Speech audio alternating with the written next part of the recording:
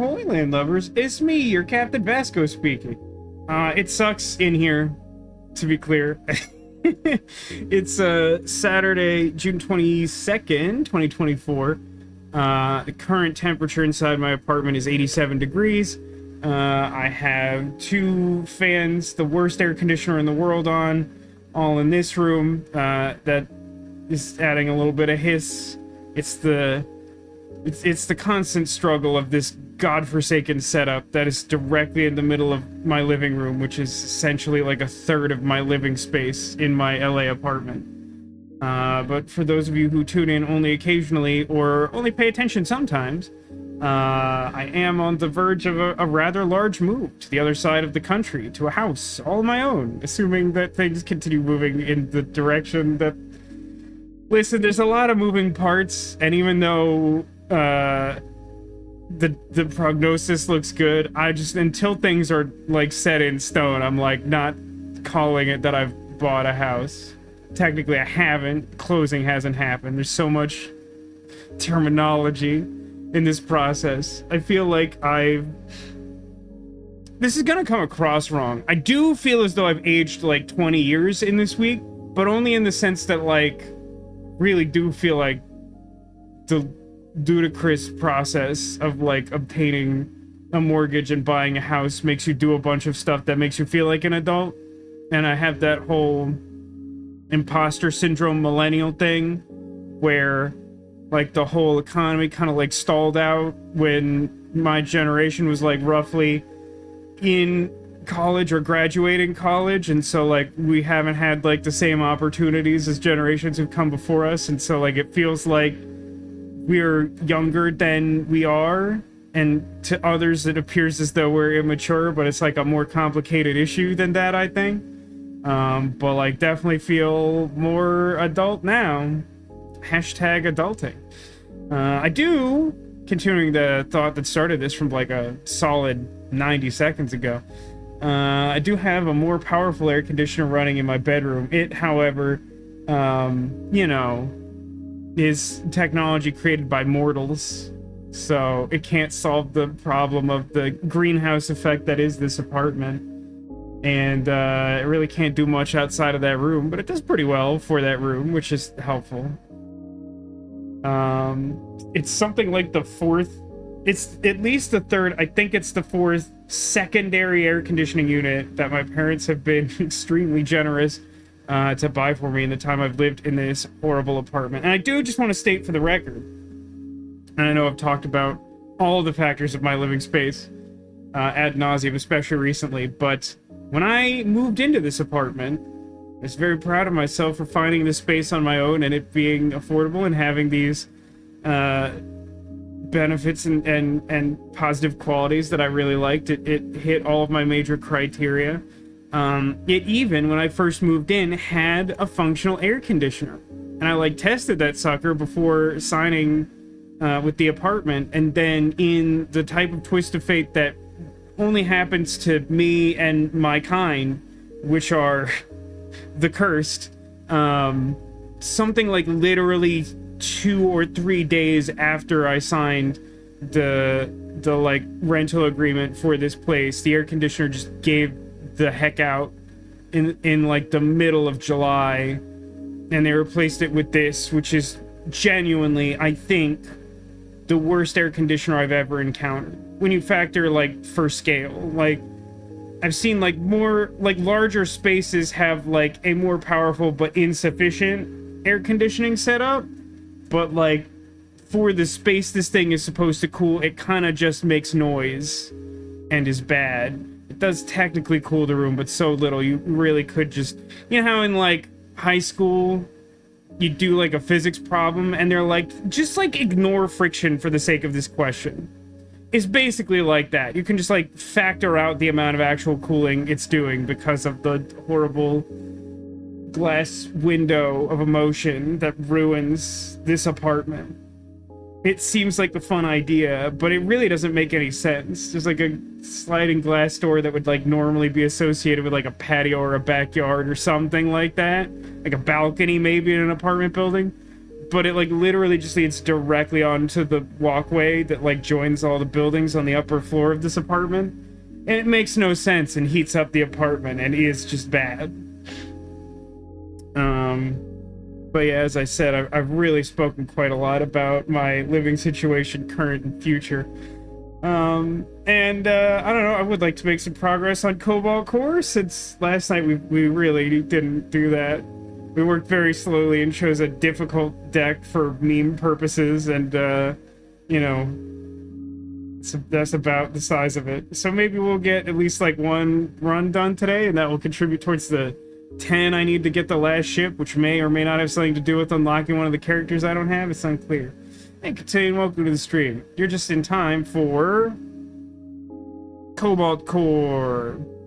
I left it on the settings menu this time. I think I'm reasonably happy with the volume after yesterday. I hope your Saturday is less warm than here. I don't have a lot of hope for that. I know you're in California as well. Continue, which is actually start a new game. I'll randomize. That's an interesting choice. The game has selected the basic ship and the starter crew. Which, you know what? That sounds great. 103 today? I think you got us beat there, Katay, and that sucks. How actually is the, like, AC at the place you live currently? I don't think I know this. The fact you don't talk about it makes me think it's probably passable, because I talk about mine all the time, and that's a function of how horrible it is. Yeah, I think we're gonna go normal in the hopes of just, like, adding our win total. Just for the record, the last of these 5 ships that it shows you, I need to win 3 more games. Normal, if I'm not meeting the maximum absolute hardcorest, it's a fairly straightforward win usually, but, you know, you gotta be paying attention, and even that's hard for me today. It's been on all day and has, in the last hour or so, stopped keeping up. I mean, on the one hand, obviously that sucks. On the other hand, it's kind of impressive it's been going all day when clearly we're, like, past noon. So, like, that's some serious sun to deal with. So I guess my interpretation of that is, like, not perfect, but definitely could be worse. But I do hope for both our sake that the sky chills out in a fairly literal sense. So Dave was keeping up with what we set it, and now it's 2 degrees warmer than what we set it at. See, I thought that was a type of problem that only I had, but I do think it kind of makes sense for the area where you live. My assessment is correct. Excellent. What a good start to the stream. System corrupted. So what options do we get? Upgrade 2 random cards to Type B, or to Type A, or remove 2 cards. What's my deck start as with this group? Move 2 cards would be a really funny thing to do. What do I get rid of? Basic cards? Probably basic cards? Yeah, with this setup, basic cards seems to make sense. What cards is the starting deck? 10? That tracks. Hey, anyone care? Anyone have a preference here? I'm kind of leaning towards remove 2 cards. Because I've never tried starting with, like, a ridiculously thin deck, and that just sounds kind of funny. I'd probably get rid of basic shot, basic block, I think is what I would do. And then, like, aspire to get more block from these. And probably more attack from pink. Yeah, let's give that a shot. Do this one. And this one.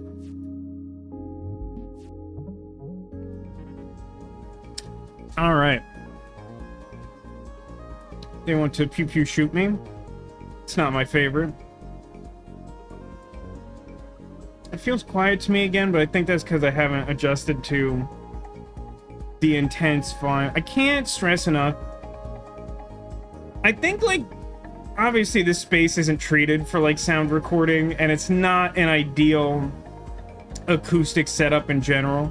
But I think the fact that despite multiple rounds of my best efforts at, like, filtering the audio, that the air conditioner is completely impossible to divorce from audio recorded in this room when it's on is an indication of just how very present that sound is in this room. Let's draw some cards. Cool. Honestly, I could just, like, temp shield up.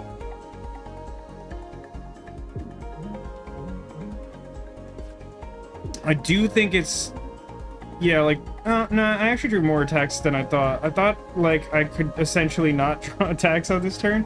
But I guess my deck is so thin that we're already drawing cards we drew last turn. So they're not attacking me, so I should do, like, max damage.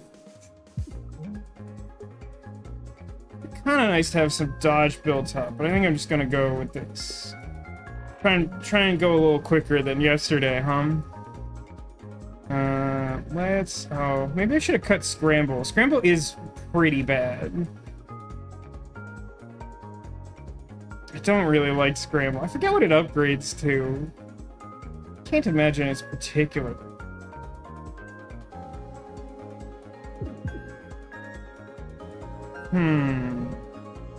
It might be okay here.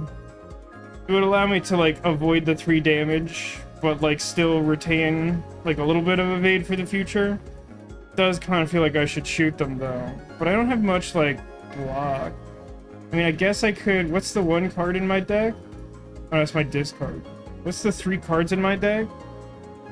2 of them do a block. And 1 of them would move me out of the way of the laser. That's actually really interesting. They cost 1 each? Okay.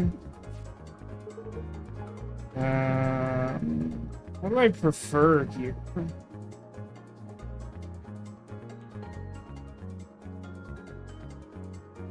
So if I move, I don't do any damage to them with the shot part of lunge. If I shield surge, I'm still taking damage. I guess I lunge.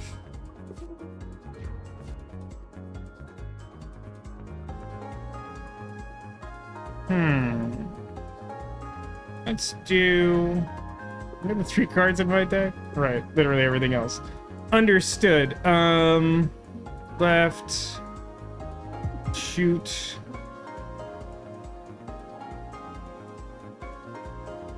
Draw shot.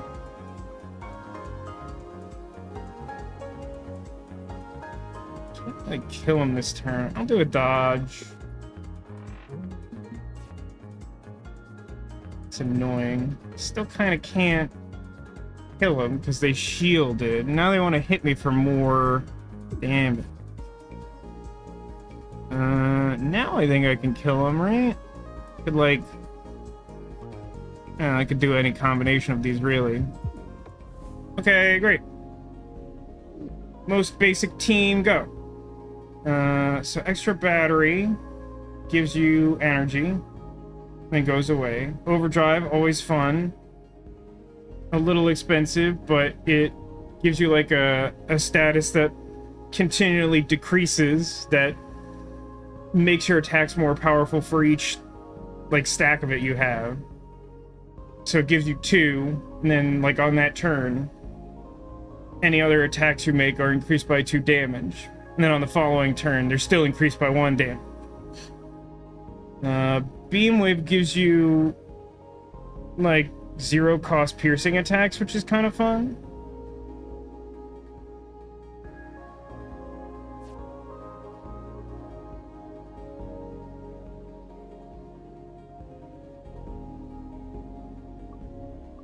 The wave attacks, like, go away.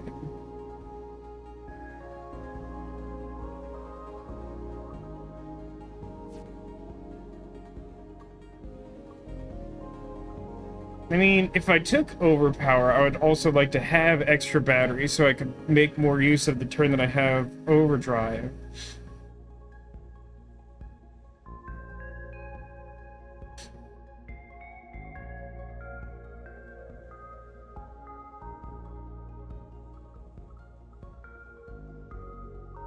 Guess in the moment... Put a light on everything, because I removed part. Really should have got rid of Scramble, that was silly. I don't know, Overpower's fun. So... we probably want to do like battle question mark shop boss into determining how much we want to fight another boss. Their path is fairly generic. Doesn't offer much in the way of anything. Hey, Demolition, welcome to the stream. We randomized the starting crew and starting ship to start a run that we've only done one battle. This way. Okay, they would like to shooting me a lot. I would like not that. So I didn't draw my new card, which makes it fairly unlikely I can play it to any value this turn. I do kind of want more things like block shot.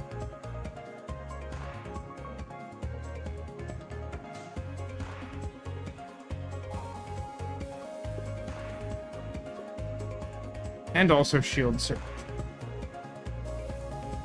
I guess I'm mostly emphasizing that because in this moment, the cannon spread of the enemy ship doesn't make these dodge type abilities super duper useful.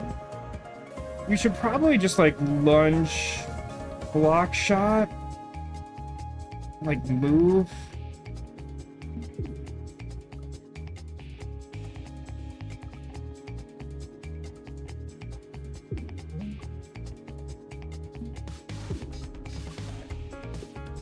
Not great. I don't love that. Riggs' portrait is so good. Riggs like brings like a particular level, I feel, of like Muppet energy. I think Riggs is also like kind of the main character in this game. I feel like Riggs and the cat AI are sort of the most central characters from what I've seen. Oh, they're not hitting me this turn, so I could do like overpower multi-shot and feel really clever. That's fun for me. That's a lot of damage. Pew pew.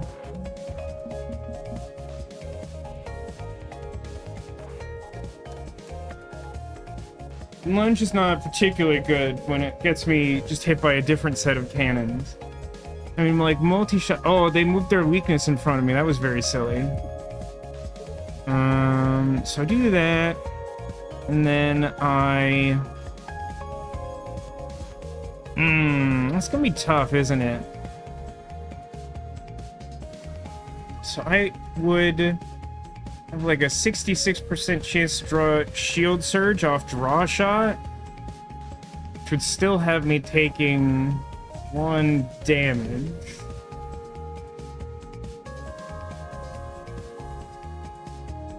The ability to move 1 space wouldn't do anything. I think we're definitely taking damage this turn. So that being true, probably just want to like do as much damage as possible.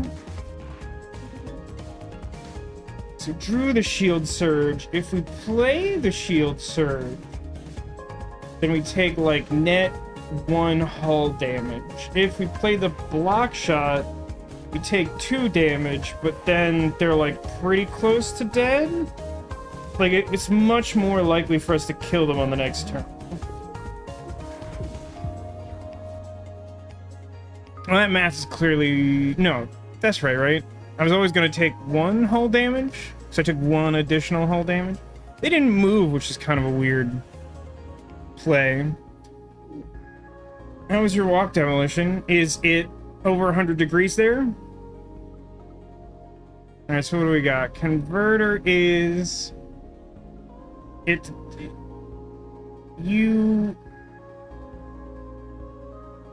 gain X evade, where X is your current shield, and then you get no more shield. I understand it feels very specific. Scoot is kind of fun. I assume that upgrades to be flippable. It can. Also upgrade to shoot. Feint is... Move and get temp shield can't upgrade to be flippable, which is weird. What kind of makes sense? Well, I don't know. Some of the attack maneuvers from parry are flippable. Even though Riggs is the pilot. Only 84 out. 84 is like an outside temperature that like a normal human can endure.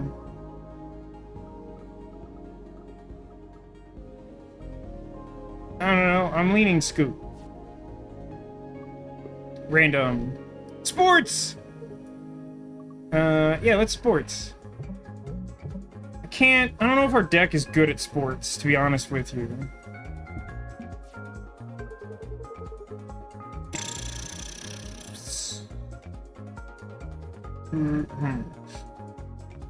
Alright, don't you get, like, extra move because this mode would be, like, nearly impossible if we didn't get, like, a little bit of extra move? Yeah, so let's use one of our free move. And then get some additional move and block them shooting us. Kinda sucks to discard multi-shot, but we started by removing 2 cards from our deck. So I'm pretty sure actually multi-shot is terrible because... Oh no, wait. They have the move out of the way ability that's annoying.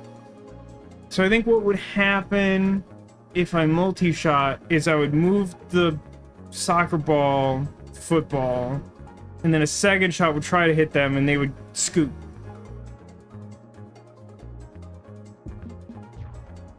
Yeah. And then we move one and shoot. I guess we could move again and shoot. It's probably acceptable.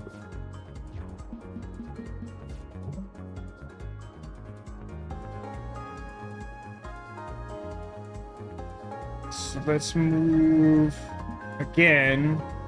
Draw a shot. That's cool.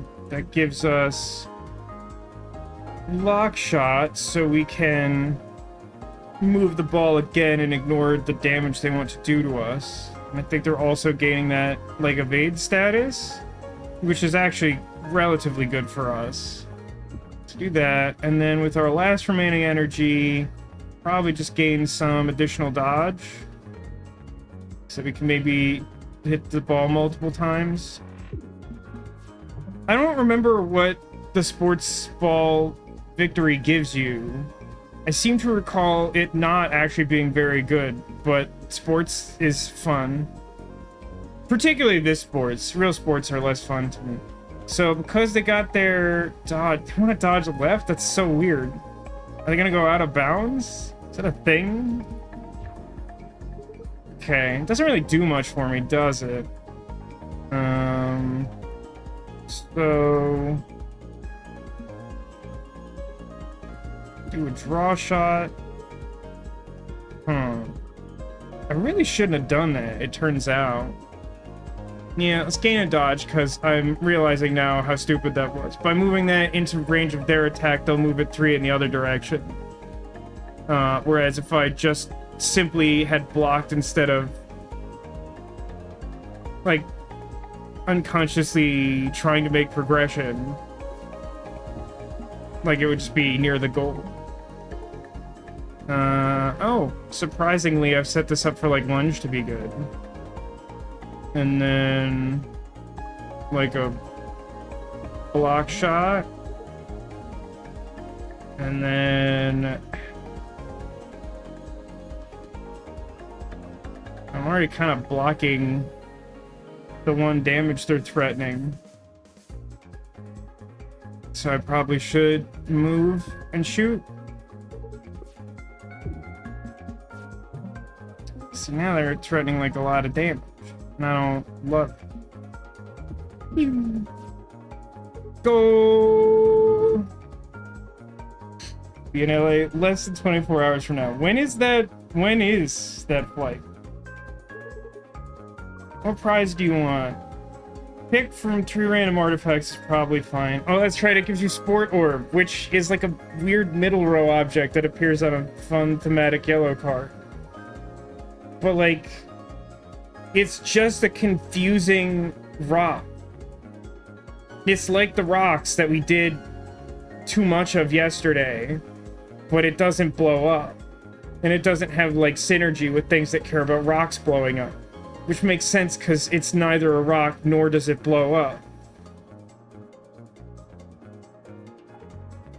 Takes off at 10 a.m. in Chicago and lands at 12:25 in LA. It's gonna be a lot. When do you head back? God, everyone wants the sport orb is so bad. I, like, legitimately don't know how to have it do anything good. I guess if you have enough maneuver, you just, like, use it as a shield. Leave on Tuesday. Man, that sounds a lot like the trip I took last weekend. That was a rough one.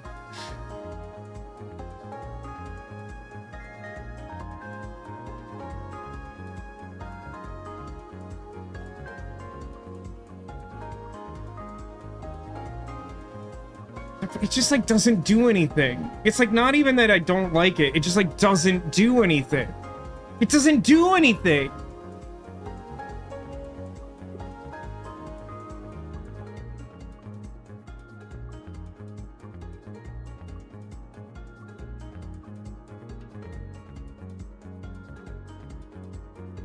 Four hours, 25 minutes in the air, provided no tailwinds. Man.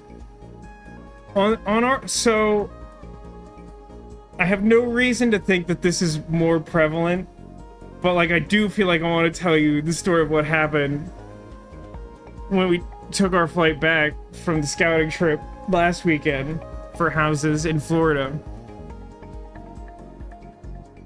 So we got to security at the airport, and it was an absolute oyster carnival. They, like, split the one, I guess they split two lines of people trying to get through security. One of them was, like, a priority and one of them was a regular, but they were all feeding to the same, like, security station or whatever. They split two lines into three, which really serves no practical purpose because there were, like, two people checking, you know, IDs and whatever, all that stuff to get through security at the airport.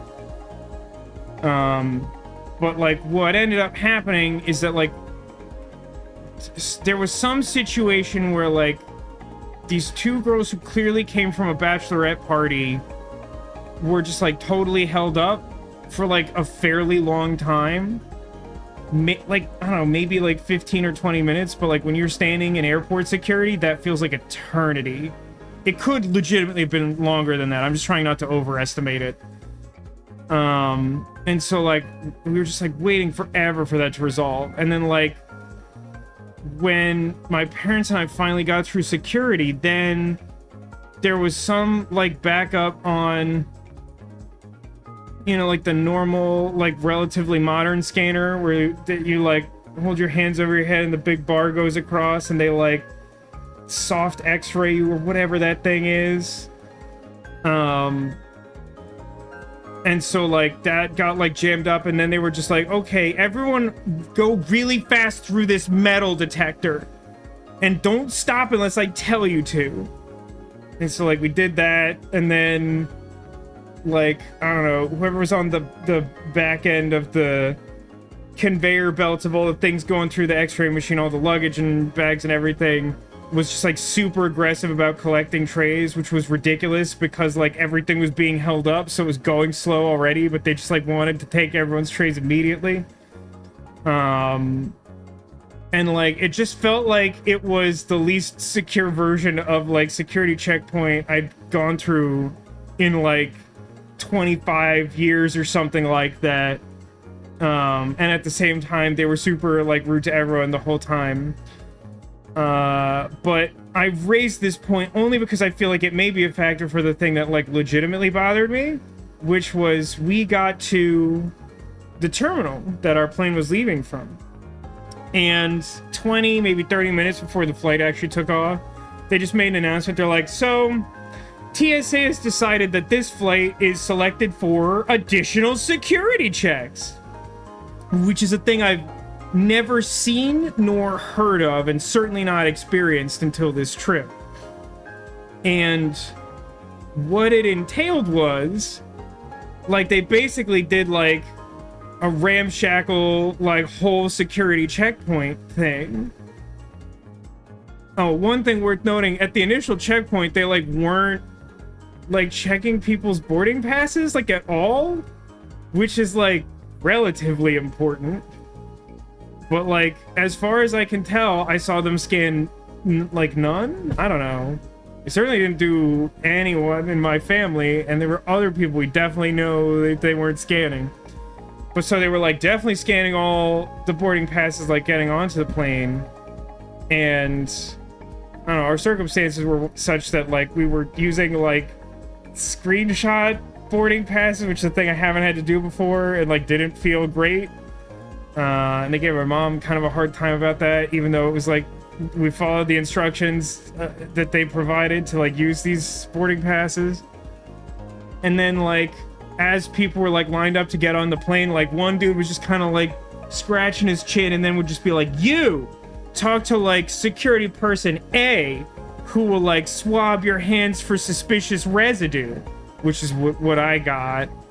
And then there was, like, two other ones. One of them was like, they're gonna, like, check your carry-on bag really thoroughly without, like, an x-ray machine. It's really inconvenient. And I just counted myself lucky that I didn't get that one, because I would have not been happy about that level of frustration and delay. And then there was, like, definitely a third person, and I didn't notice what they were doing, but it was just, like, it was just a disaster. It was just, like, getting on the plane sucks. You're already, like, corralled like cattle, and then everyone's, like, treating you like garbage, and then, like, mad at you for not being faster when they're almost always causing the delays. And I have never seen this more than, like, on this round trip with American Airlines. And, like, I honestly don't remember the last time I flew American Airlines, but, like, all the flight staff was so insanely rude about this. Like, they did, like, everything in their power to make both of those flights as, like, delayed as possible. And then they kept being to, like, everyone on the airplane, like, guys, like, hurry up. Like, we got a schedule. Like, why are you all hanging us up? Like, are you kidding me? Like, what are you talking about? Like, you're responsible fully for the delays. I'm out here just trying to get on the plane. You're being ridiculous. So I mention that not because I think that'll happen to you, but because I feel like people need to know that apparently this is a thing that can happen. Because, like, even though I don't know that it helps a lot, I do feel like it's good to know that that can happen, and it sucks. At what point do we dissolve the TSA? I don't know, man. I'm so confused about why it exists in its current form, and why it's so poorly regulated that, like, every airport and every terminal have, like, different rules, and nothing is uniform, and nothing has remained consistent between, you know, 9/11, when a lot of those security protocols changed, and now it's like, do you take your shoes off? Usually, not always. Do you, like, have to extract certain electronics to be scanned separately from the rest of your luggage? Frequently, but not always. Do you have to, like, put all of your liquids in, like, a clear pouch, and nothing can be larger than 3 ounces, but they still need to be able to, like, look at it visually immediately and know what's in there? I don't know, about half the time, I guess, is what it feels like recently. It's so, like, I almost feel like the added convenience of any one airport making things a little bit easier for you is dramatically offset by the uncertainty of, like, what kind of experience you're going to get going through security every time. I feel like if we kept it a little bit annoying, but uniform, we'd all have a better time, frankly.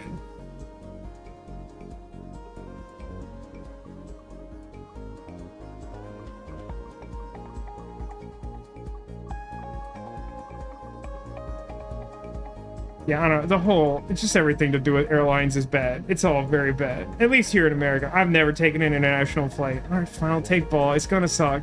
I need you to understand that Sport Orb will never do anything good for us.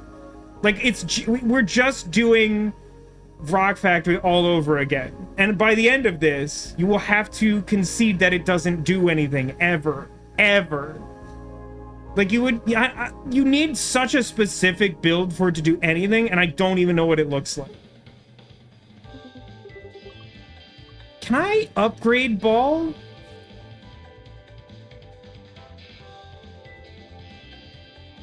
I can make it free. That's kind of fun. It's not good, because it's still a bad effect.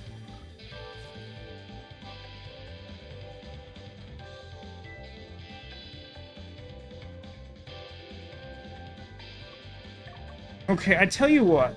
I think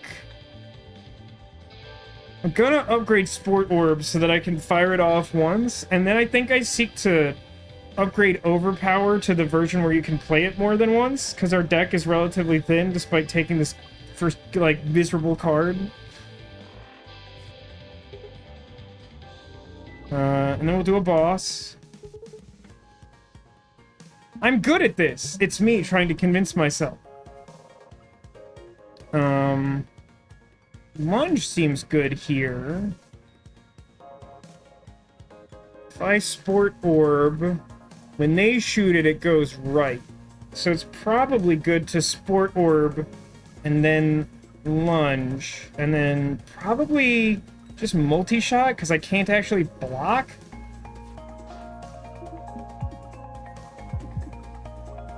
Yeah, it was pretty good. Oh, I have an extra energy, because that one card is free, because I just did that. Yeah. I guess I should probably move left one. Maybe. Yeah, probably.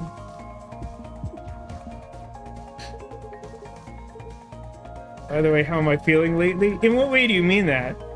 Like, do I feel less tired than yesterday? Marginally. Do I feel emotionally compromised by life right now? Definitely a little bit. It's just, I really can't overstate how difficult this whole process is of buying a house.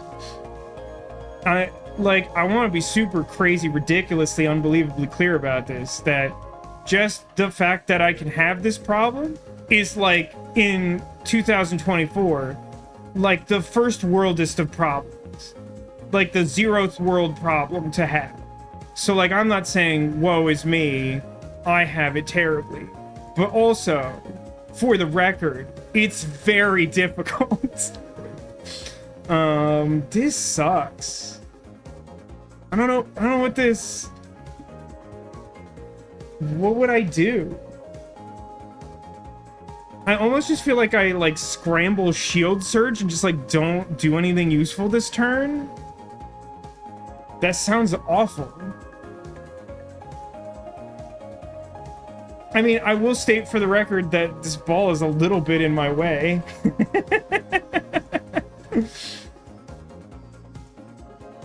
Like, actively making this turn a little more difficult is sort of happening. Me shooting it doesn't help. So when I shoot it, it goes left. I'm just... Let's do that. Let's move one, and then block shot, and that'll counterbalance it. Pets. Thanks for streaming tonight. Thanks for what? I know you've got a lot going on. You got your thing happening. See, this is also awkward, where, like, Sport Orb, like, doesn't block a 1x3 attack very well at all. That means 1 damage 3 times. So they'll, like, shoot it for 1 damage, and then it'll move, and then the other shots will just go through it.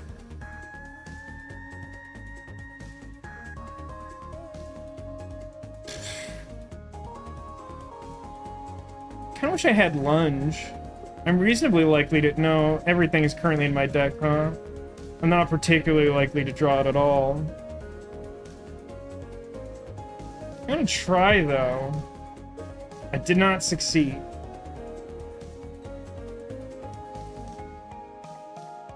I block shot Shield Surge. It's like a really unexciting turn.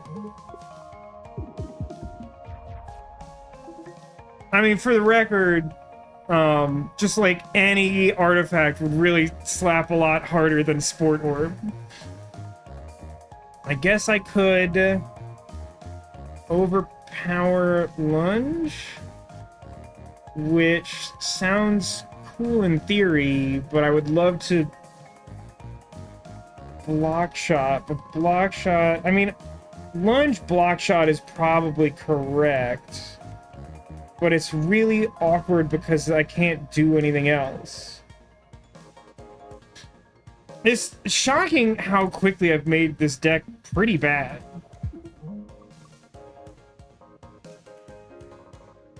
I don't even think there's all that much, like, bad luck involved, or whatever. This looks horrendous. And now Sport Orb just exists. No, draw. Well, yeah, it's probably like draw, multi-shot, shield surge is most likely it, but we'll draw to see if we... Yeah, I mean, we can't afford overpower because it's like too hard not to get hit. So we'll just shoot and not get hit.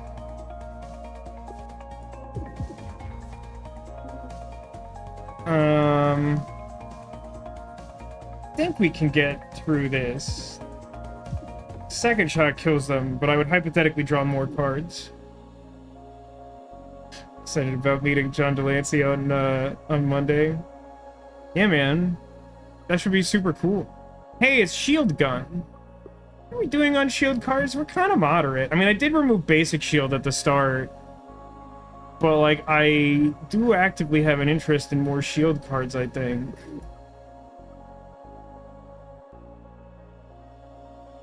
And this is one of the weird... Most of the X cards in this game, from my recollection, will, like, count something. Like, count the number of shield you have, or, like, number of temporary shield, or amount of evade, are, like, the main ones. But it'll be like, X equals that. And then, like, at the end of the card, it's like, now X is 0. So, like, it does something with that total it derives, and then, like, zeroes it out. Now, it is worth noting that Shield Gun costs 2, and our deck is bad.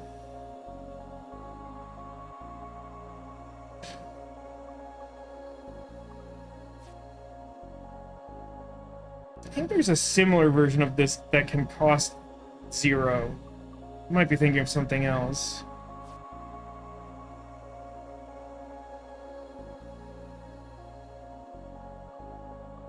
Auto Repair is like a neat card in concept that I'm not sure is actually good. I really think this is a skip, probably. Probably a skip.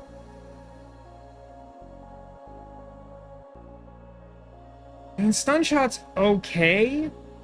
I don't have anything that really makes me want to take it right now, though. Razor Beam. Every time an attack misses by exactly 1 space, they still take 1 damage. Every 4-turn gain, Overdrive. It's kind of... We kind of got an Overdrive thing going already. Sure. Let's do that. Bigger numbers. Hey, Crit Twitch, welcome to the stream. Okay, Razor Beam, or... So Ricochet Pedal I mentioned yesterday. When you shoot an incoming missile, you turn it around. It's not particularly good, but it's fun. Which is kind of a similar category to Grazer Beam, I think. In certain builds, Grazer Beam is, like, pretty good, but I don't think it's ever, like, amazing. There are certain, like, bosses and enemies that Ricochet Paddle's really good against. I think given these choices, I slightly prefer Ricochet Paddle. Yeah, let's move to the boss and see if our choice is relevant. It's Wizbo! What a good little guy. Ah, jeez. It kind of sucks here, huh? Let's do...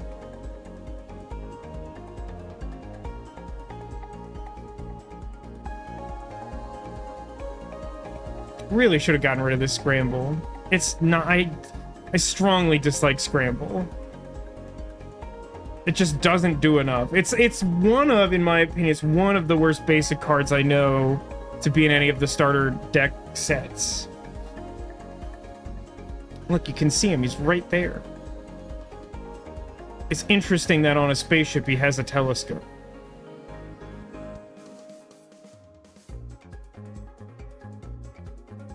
I want to do Overpower, but I think it's probably correct just to not do that. what is probably correct to do is like move left one, like multi-shot, block shot, shield surge. So we eat a little bit in their shield, don't play any of our expensive cards and be embarrassed about them. Sometimes you really want to see the enemy. That is true. Got a sport orb. I think I'm going to dodge, shoot him again. Sport orb? I really don't like sport orb is hilarious, don't get me wrong. It is awful. I really think it's very bad. So I think the way this effect works is like, yeah, I have to play a card of the color of the person who's excommunicated. So...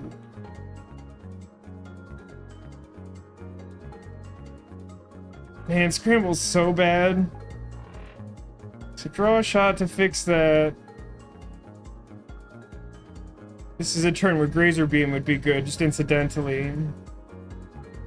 I'm just gonna shield surge block shot so that I only take damage from my temporary shield. It'll give me a little more flexibility in the future. So I'd have to, like, stop this. And my deck now contains Toxic, which is awful. Let's do Overpower multi-shot. You're pretty close to dead. Hopefully I don't draw these bad cards, and I did. So that's cool.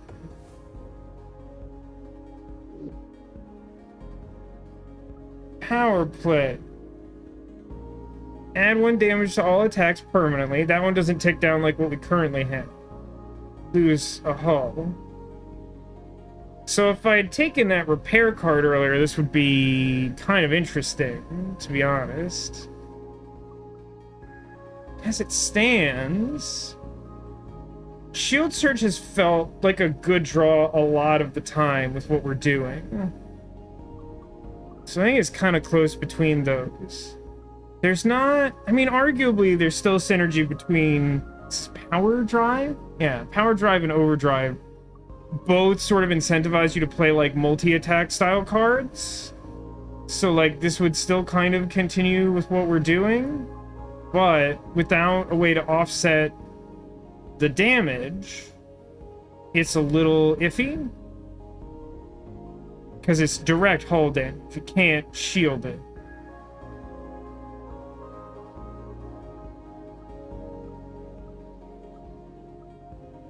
It's close. I honestly think Shield Surge is better. I would like to take the other card, but I don't think it's good. Okay.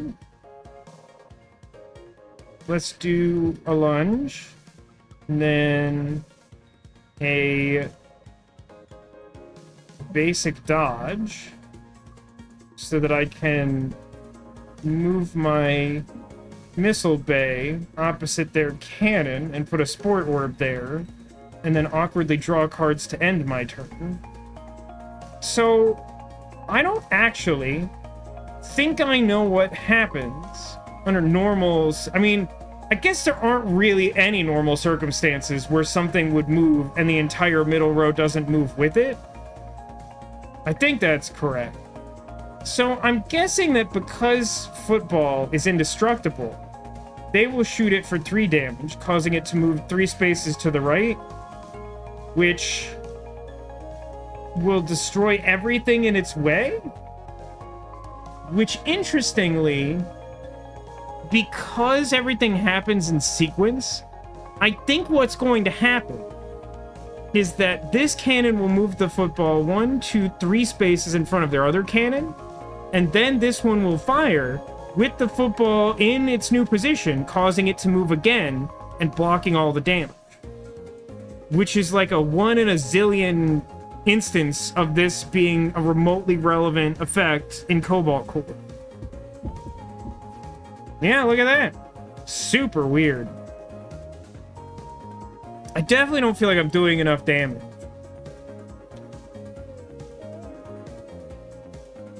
Marvel Strike Force, you got your first Thanos snap? By that, do you mean you've assembled his team and got all the Infinity Stones so he does his empowered form? That's too many damage. I really don't want to deal with it. It's pretty cool, right? I mean, I know the Black Order is not, like, the strongest Marvel Strike Force team, but, like, it's hard to deny how cool that is. I've been working so hard to get the Horseman, it really sucks. Last week, I was so desperate to try and unlock... I don't even think unlock, I think just get shards for Black Cat. It's like friggin' impossible, man. It sucks so bad. The types of teams they want you to build are horrendous.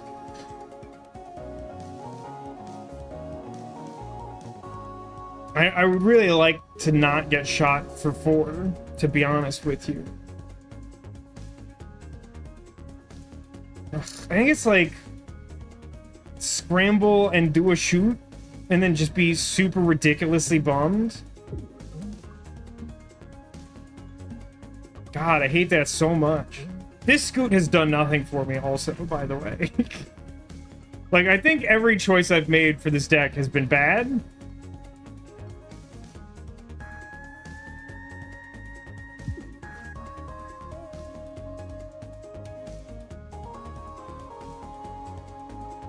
Like, if I'd taken battery, or if I'd taken hull repair, whatever that effect is, like, both of those would be better for card choices I've gotten later. Now, granted, with the information available, it's not like I objectively chose the wrong thing, but, like, ugh, it's just bad here.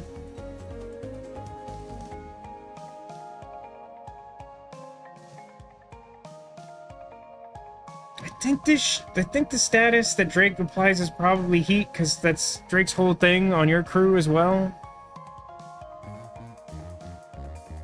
Getting like 2 heat in 1 turn kind of sucks. I mean, I guess I could scoot. Scoot would... Oh, God. There's a Riggs attack that like that does like a damage and then gains you an evade. It's like way better than Scramble and many other cards. Still working through the campaigns. It is surprising how long it takes to get through those when you get up to the levels where it finally allows you to do them. Like, it feels like you should be able to do it right away, and like, nah. Pace of everything slows down a lot in like the 80s. In Marvel Strike Force. I don't know. I mean, I could just, like, evade this attack. It'd be cool if I could, like, poison them or something so that, like, evading their stuff did something. Or that status... That... What is it called? The one that, like, when you move, it shoots. Always a classic.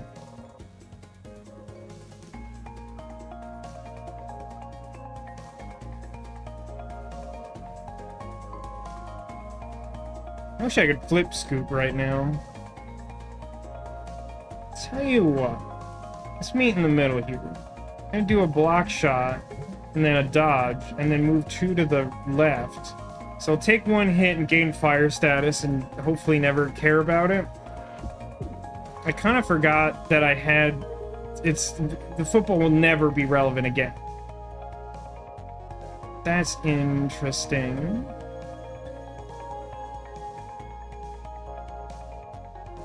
So everything is currently blocked, which is pretty remarkable.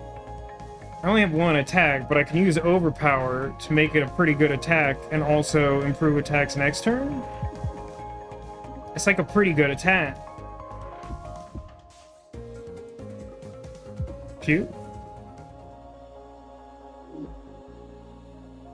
Hand Cannon. X is cards in hand. Do cards in hand damage. We got Power Play back. And Charge Beam is attack for 0 each time this card is drawn, add 2. That is good if your deck is thin. And having like a single attack that does a lot of damage is kind of useful for what we're doing. Our deck is very bad, though. I think I would rather have Charge Beam than Power Play, because I haven't really been able to do anything that makes Power Play better. Like, Overpower is pretty medium. So I guess I'll take Charge Beam and maybe start leaning into that instead. Quick Draw is fun with the thin deck. Maybe helps the Charge Beam get more powerful right away. Shield Memory, Shield lasts between combats. Our build doesn't really support that being good. Start combat, gain a Glissade, which is a single-use, flippable, move 2 for none that stays in your hand. It's not the worst. I think here is definitely between Quick Draw and Premeditation. I feel like, as I said, I kind of want to lean into Charge Beam, so like Quick Draw is good for that. It's not like great for it. Like both of these are only like a once per battle effect, really. One of them kind of works with what we're doing already.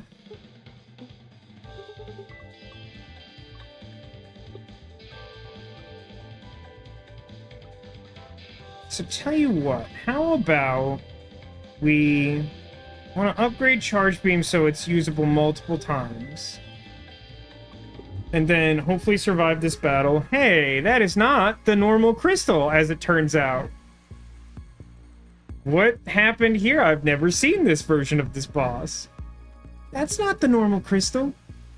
Oh, weird crystal. Are you serious for a minute? No explanation for that, huh?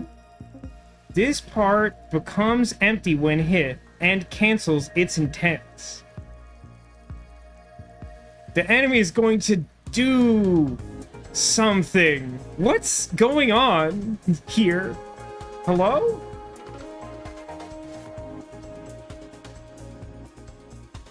So awkward.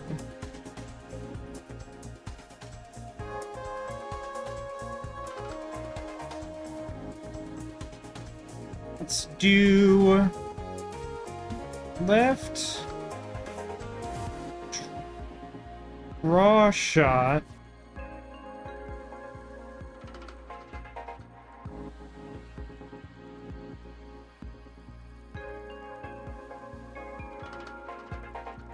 Kind of wanted to draw the double block card. Yeah, I have 2 of those now. I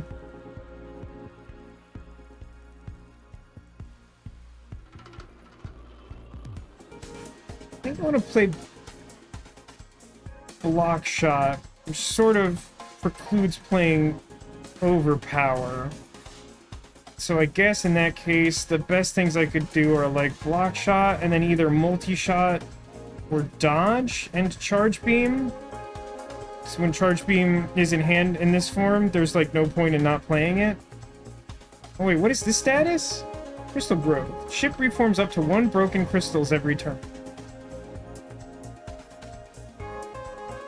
I'm concerned. I'm in danger. I guess because I'm in danger, gain a dodge, be a little more defensive.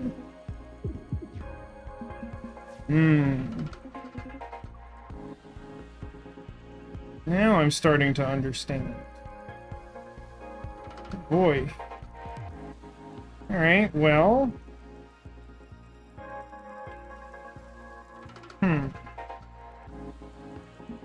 Move, draw shot. Yeah, it kind of just leaves awkward gaps I don't want to deal with. Oh, but I can... Yeah, if I do a lunge, then I can also Sport Orb, which blocks 1 shot, and then I can block shot the other one.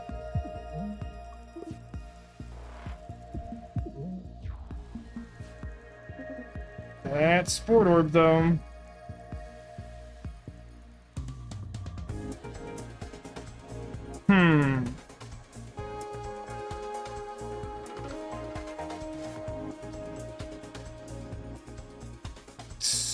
So...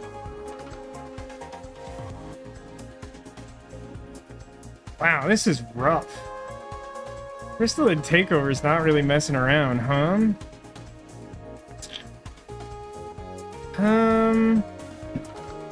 I'm a little tempted to, like, scramble and then, like, try to hit multiple crystal parts. But I'm, like, definitely gonna take damage because I have non-defensive cards and just weird crap in my hand. So I guess that doesn't really change the math because I can't be defensive, and the best thing to do is probably, like, keep the ship in check, I guess? Hi, Sport Orb. Wow, it does kind of suck that multi-shot's just kind of gonna do nothing, huh? Well, not exactly nothing. Man, I'm gonna take... Well, no, because I'm gonna blow this up. I'm gonna take damage.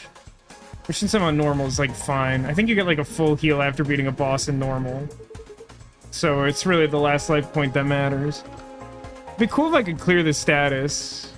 It'd be very dumb, though. Scoot feels good. Let's do...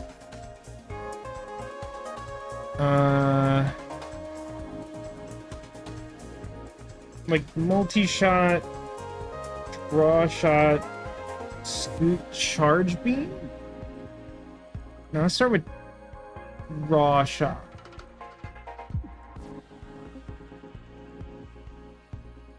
That shot is decent. Again, not in a position to block very much or evade everything. If I'm doing 2 attacks, which I am because of charge beam, I should still do one of them now. And then, like, scoot, block shot, take 1. But that should also take out a crystal component. So that's, like, an okay turn.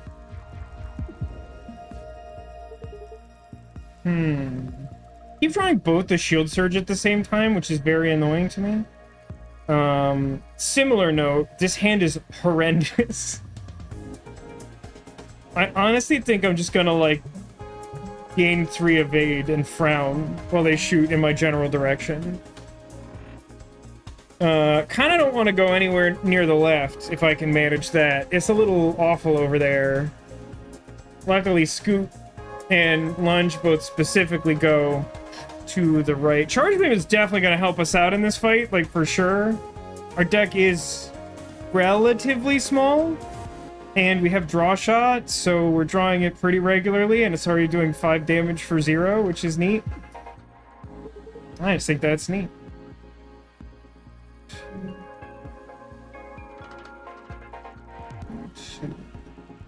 So I believe I would like to move right 1, lunge to blow up a crystal, shield surge to reduce damage taken to, yet again, 1, and then more dodge to hopefully help later. The interesting thing about this fight is I believe when it generates new crystals, it just, like, adds a new row? So, like, it will just expand out indefinitely. I don't know, it's kind of curious. It would be cool if I could draw Charge Beam or whatever, but unfortunately that is statistically impossible even with Draw Shot. Because I don't go through the whole deck this turn. But I would specifically draw a Shield Surge. And with the movement I have, I could reduce damage to me to 0 this turn.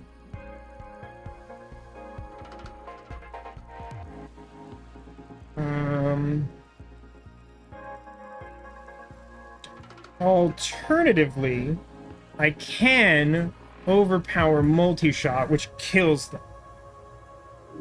That wasn't great, but I think that went relatively well. What can we have? Inverter turns all of your shields into overdrive, which we've established that we're not actually doing a particularly good job using our overdrive. Shield gun is no better than it was earlier, and weaken hull at 3 feels unusable, so I'm gonna skip. Berserk drive. At the start of combat, gain power drive. On second turn, your enemy also gains power drive. Warp Mastery is a classic. You just start with more shield and evade. That honestly feels really good for this. Ooh, although... Frequency intercom. Draw 2 extra cards every turn, and you're offered 1 less card as post-battle rewards. Oh, but... important last sentence. You may no longer skip any card rewards. So you have fewer choices, and they're more likely to be bad. That would definitely offset any gains I would get towards Charge Beam being drawn frequently and being good. So I definitely don't want that. Because I would just keep drawing, like, more cards to draw through with the bonus draws. It's just, like, the math's not good. And I still maintain that overall, our deck is not very optimized for using these damage boost statuses. So even though Berserker Drive is cool and fun a lot of the time, I think Warp Mastery is probably correct. Hey, it's Books. Hello? Come on. Did it work? Whoa. Ta-da! How did you do that? Crystals are magic. It's scientifically proven. Nani? Couldn't help but notice you have a special role in this time loop. Can I join your crew one of these times? I don't see how we could stop you. Okay, see you real soon. Wait, really? So to explain what just happened for Twitch, normally, I think it's like every time you reach the end of the first zone, you have an encounter with this weird little wizard guy. And the last time we went through the loop, he's like, hey, if you touch these space crystals, you jump in time. 3, 2, and then he just disappeared. And then on the next round, he's like, 1. I think it worked. And then he's like, because he's aware of the time loops and has the crystals or whatever, he's like, I want to join the crew sometime. So I guess that's probably the character that's like, they'll join you eventually, don't worry about it. So they're called books and they're kind of a wizard. What kind of deck do you think they have? Is it book cards? Here again. Clearly we need to take this more seriously. Means I can have the gun back, right? Just be careful with it.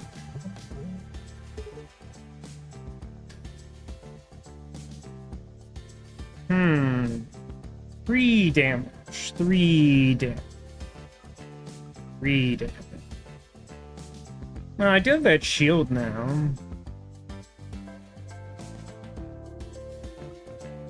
Yeah, you know what? Going full tilt is a lot funnier than being responsible. So we're just gonna tank the damage with our shield and do, like, 9 damage to them or something ridiculous. And now we have Sport Orb, which does nothing and feels bad.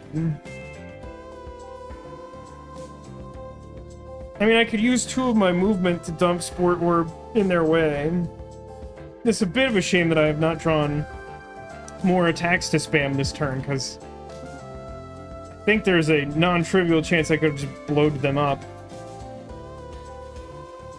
I mean, I think I'm best off shield surging a bunch. So I may as well not spend my move and just, like, randomly put a Sport Orb out there.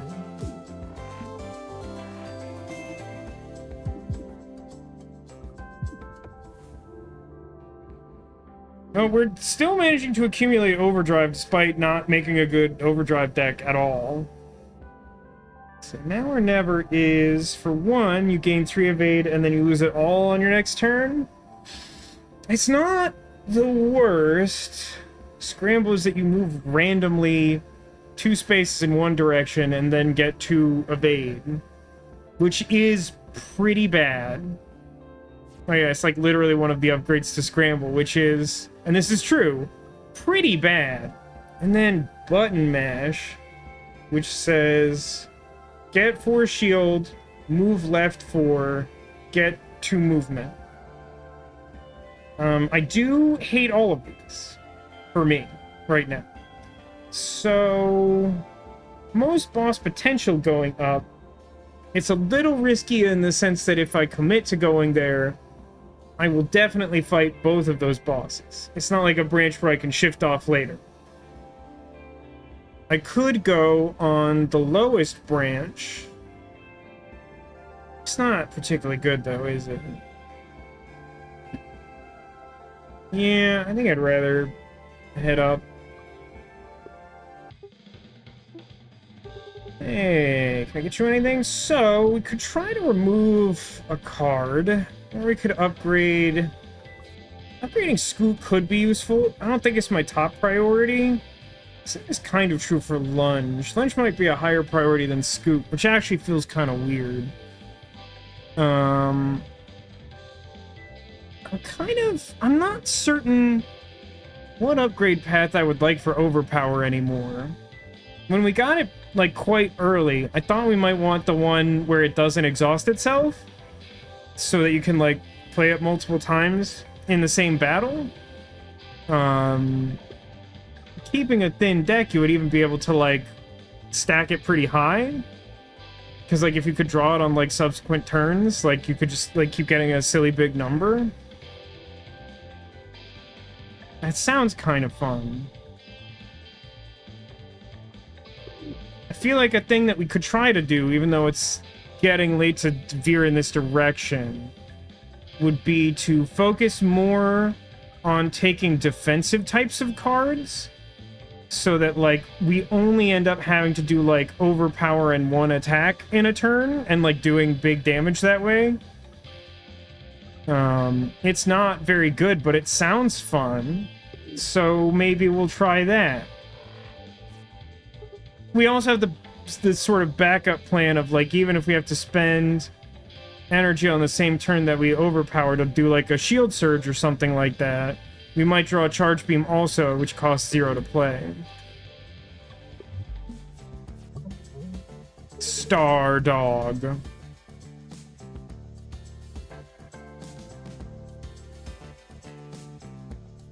This feels like a good turn to overpower block shot. So we do extra damage, build overdrive, counteract the damage with our block, and then discard a bunch of cards. You're so tired, Alcadius? OMG, same. Same for real. How much do you do? 2 damage? Okay, hear me out.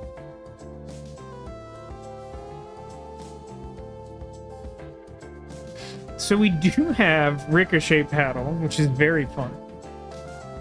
What, hey, chat, what do you think would happen if we played Sport Orb right now? Because, our missile bay is directly opposite the leftmost missile. Sport Orb is indestructible. From what we've seen before, I do actually think it is possible that if we played Sport Orb right now, it would blow up all of these missiles and then end up at the far right of both of our ships. Which, if true, would be another statistically improbable, really funny, good use of the card. No. Weirdly, it did a confusing version of what it possibly could have done. Am I working back-to-back closing shifts? From my mall Chick-fil-A days, I know that sucks. I mean, it's not the end of the world that that worked out that way, but to me, that was very unintuitive. What kind of sucks... No, I know what to do. I'm going to move left one. And then... I'm going to... I don't think it matters which attack I do. I mean, they're all doing exactly 2. Right when I shoot it, it moves left. It's just bad. So... let's, maybe just, I don't know, move left again. And then multi-shot, charge beam, shield. Whoops. Is the sports ball a blitz ball? I don't think canonically blitz balls are indestructible, so I'm inclined to say no. Man, this hand is very bad. I think this is like a scramble shield surge hand. Which, again, for emphasis, is very bad.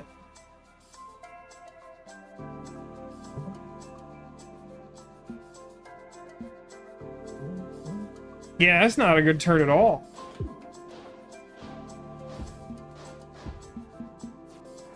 Hey, Sport Orb doing, like, way more work than I've ever seen it do before. Let's, like, overpower again. Battery would go pretty hard in this deck, I think. I mean, let's shoot him for 8. And then move 1 to the left, because I don't want to take 3.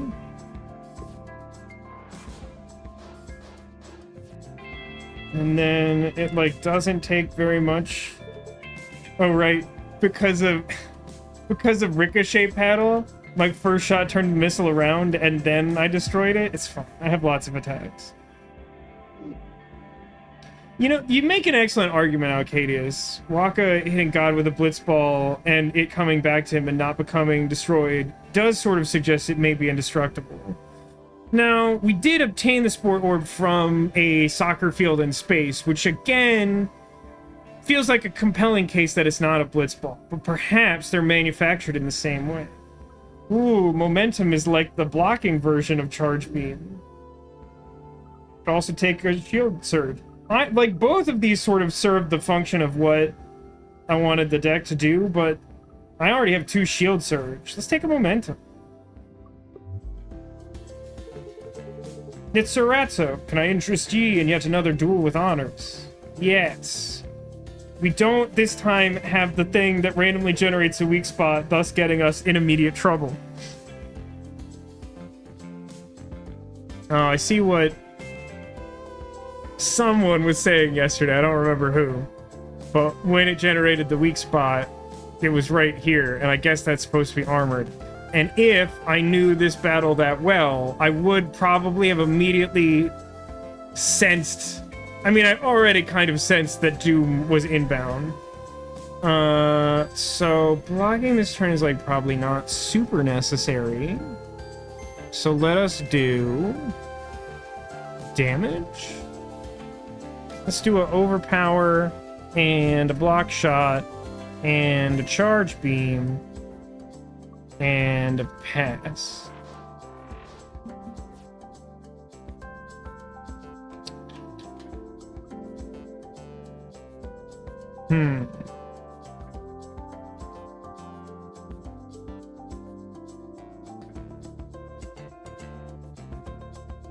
This is going to be tough.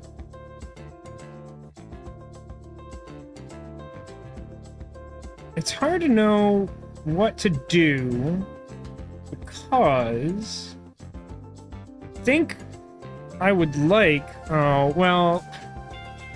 Okay, so we may end up having to do this for science. But what do you think the game would interpret if I use my Ricochet ability to shoot his missile and it happens to hit his weak spot?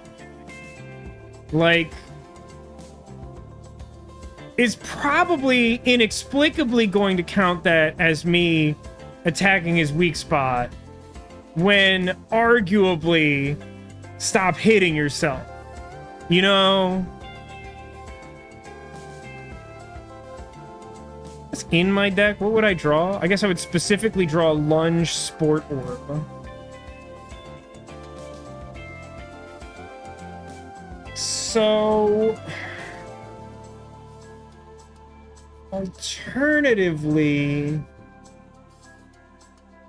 that seems really bad. This is 3 damage.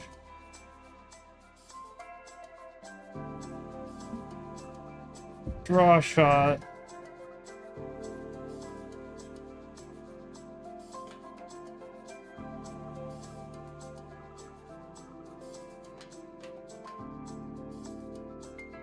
Lunge.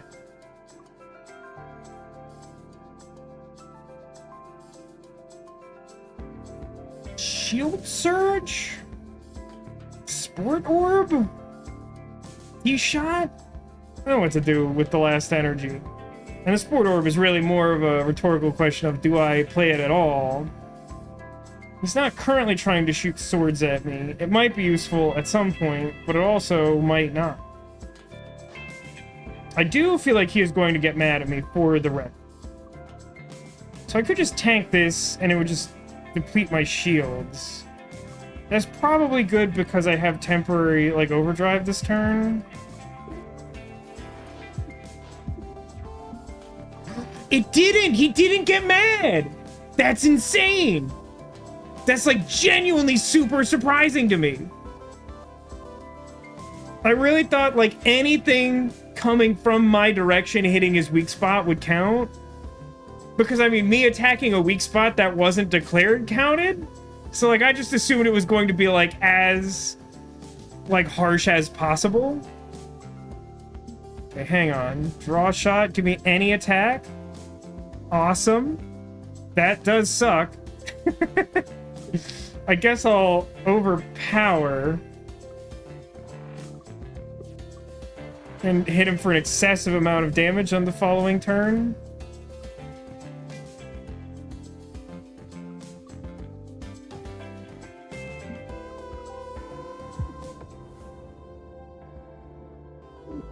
Someone said attacking the weak spot would make him not concede. He didn't actually get mad at me, but he also didn't concede before I killed him. Interesting. Ooh, wow. Free already upgraded Bolt A is not terrible. So EMP costs 3, negates everyone's shields, cancels out all of their attacks, and ends your turn. There are definitely builds where that's useful. It is hard to use. I do like a free evade card. It fattens the deck a little bit, but I do also think it justifies, like, cutting other cards later and improving the deck overall. Alright, I guess it's boss number 1 time. This mini crystal!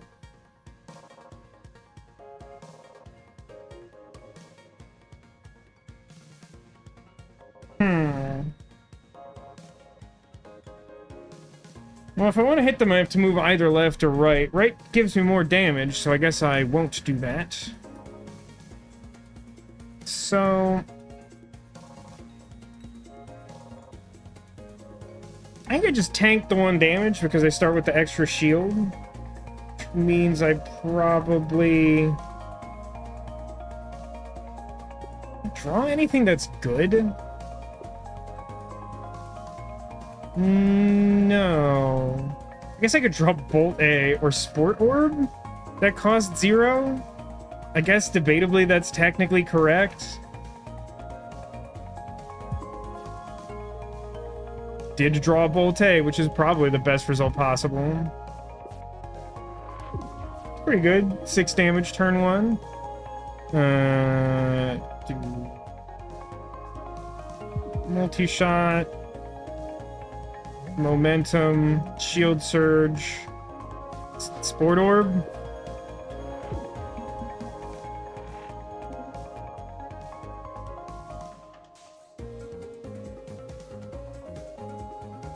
I mean, if I don't take hits to the face, then momentum really hits a cap, huh? It's also, like, not very much for me to do proactively this turn anyway. So I think I'm just gonna sit here and take 2 damage and play momentum and overpower, which, like, both set up for the future. Ah, yes, not so big crystal. Indeed, Ellison, welcome back. And also, you missed my first encounter with... What was that thing called? Like, the crystalline takeover? The, like, crystal ship that regenerates itself? I've never seen that before. This would be a good turn to have drawn momentum again, although I did just play it, in fairness.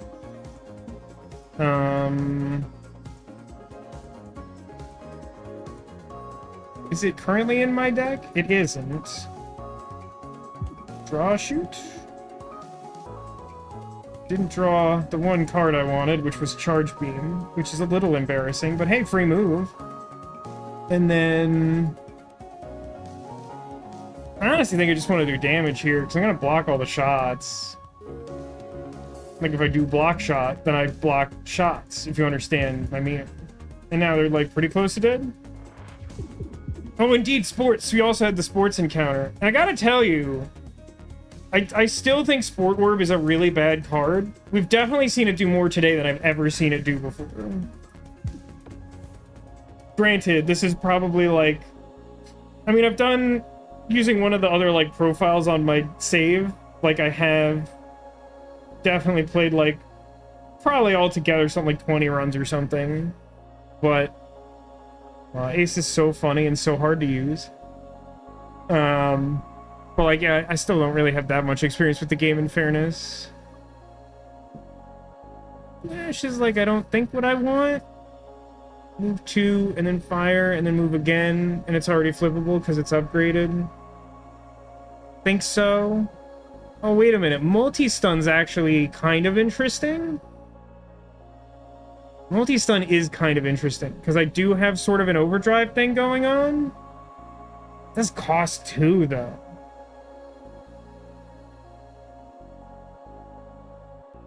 Let's ran a 2-card rigs deck with quick thinking that costs 0 and charge beam. Wow. That's amazing. I'm enjoying the new stuff on mass. I didn't even notice that I got prompted to, like, download new content, but clearly it's in here. I don't know. I think I'm, like, trying to be a relatively thin deck. So I think I take none of these. I would like to play a deck where Ace is good. I don't think I've ever done that. I recognize the synergy of multi-stun, but I think I would rather not. Came 2 of 8 on the first turn. You know what? It's not bad. Razor Beam, which we already saw, and then Stun Calibrator is after your first attack, you gain a stun. So essentially, your second attack every turn stuns the thing you shoot at. I'm kind of tempted to just go Jet Thrusters and start with a bunch of evade and move whatever I want. What's wrong with Ace? So Ace, the card in this game, costs 3. But it does give you a cool status where, like, every turn you get evade. But it costs 3, which is hard to use. No, I mean, I am aware that Stun Calibrator with multi-shot is good. We do only have the one multi-shot. And, like, you know, Charge Beam is arguably a kind of synergy. Also, welcome to the stream, Neko. How you doing this Saturday? I guess it's already Sunday for you. I mean, Jet Thrusters is definitely funniest. I don't know if it's best. I feel like both artifacts serve a similar function. They're both defensive. I don't think we're Grazer Beaming. I think we're kind of past the majority of enemies that Grazer Beam is, like, good against anyway. I think they tend to be earlier. Which isn't to say that it wouldn't do something, but, like, I don't think it's, like, super useful in this build or anything. The thing is that, like, I think I'm potentially moving towards fewer attacks per turn. Potentially. And, like, to leave that option open, I think I like Jet Thrusters. Cables or ion converter. If you end with more than 0 energy, gain a shield. I don't think we're basically ever doing that. So I guess jumper cables. We'll start the battle with as many temporary boosts as possible. The British week of summer has already started. Isn't it especially bad over there right now? What's your current temperature? We hit like 100 today.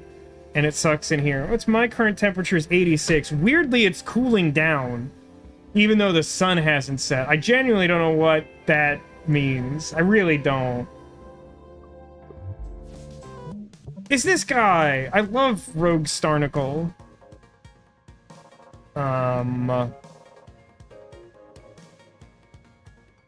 Get to start the battle with 5 movement. Let's do like lunge, draw shot, charge beam, question mark. Sport Orb! That would be a horrendous card to play right now.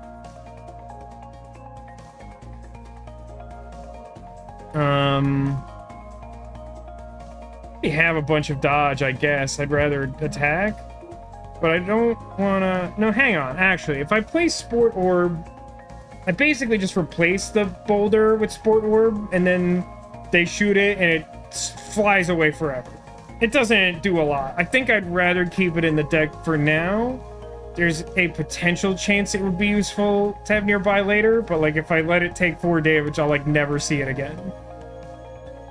Overpower is a cool card. It doesn't feel especially good right now with this none attacks hand. Let's gain momentum and a free move.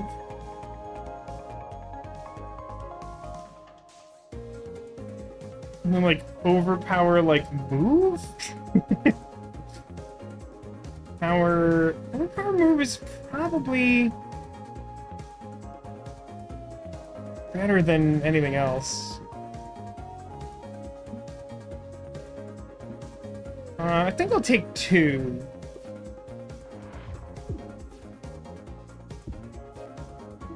Also, for interest, Ellison, we started this run randomizing into the basic ship, which is what, the Artemis, and the starting crew, which was just, I feel like we were having a laugh at my expense. Which is overstating it, because there's really nothing wrong with playing the most basic team. It just seems a little silly. Yeah, randomized. I think we just multi-shoot and then Sport Orb. I could shoot... Nah, I'm fine with that. Sport Orb! Bolt! I guess I could build my shield back up. See, now it's gone forever. We'll never see it again. So... Gain shield in a way that's not useful. Excellent.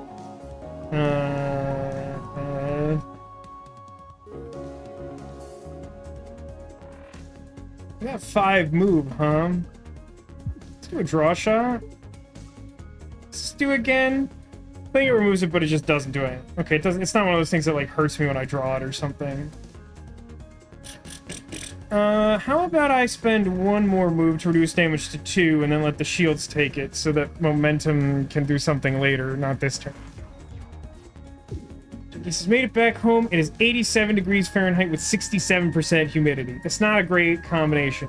Sorry to hear that, but I hope you had a good time at Pride. I said the outdoor temperature in the UK is about 72 degrees Fahrenheit, but it will be up to almost 80 next week.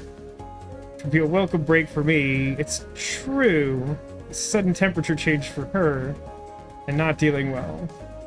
Basically can't function when it's warm. I would like to state for the record, I do not function well when it's warm either. This is why you hear me complain about the air conditioner pretty much all the time. I mean, I really haven't had much choice other than to adapt, like the board. What's interesting is that I could lunge and shoot the Sport Orb to block the attack that would be able to hit me in that position, which is really funny. It's not particularly good, but it is pretty funny, I think. So what if we... I mean, I know I'm attacking an armored spot, but I, like, legitimately think there's some consideration to be made for that play. So I'm gonna take advantage of the overdrive I have to, like, draw a shot.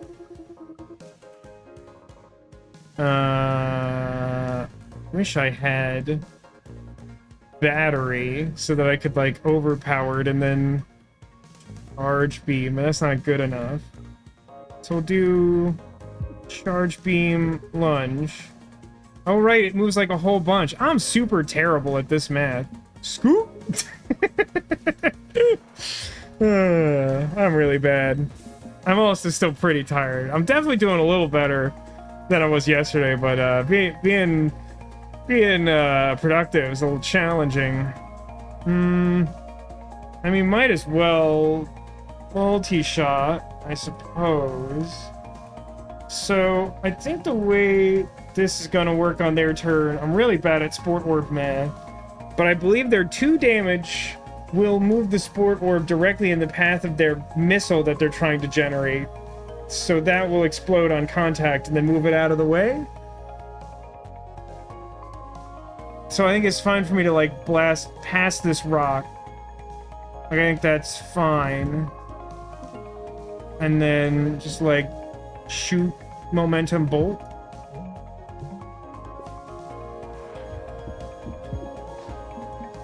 Hey, I did that math correctly. Weird how I keep drawing this when I haven't removed it from my deck at all, huh?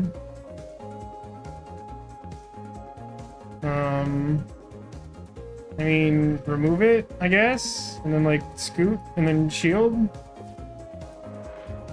Not literal scoot. I do have literal scoot.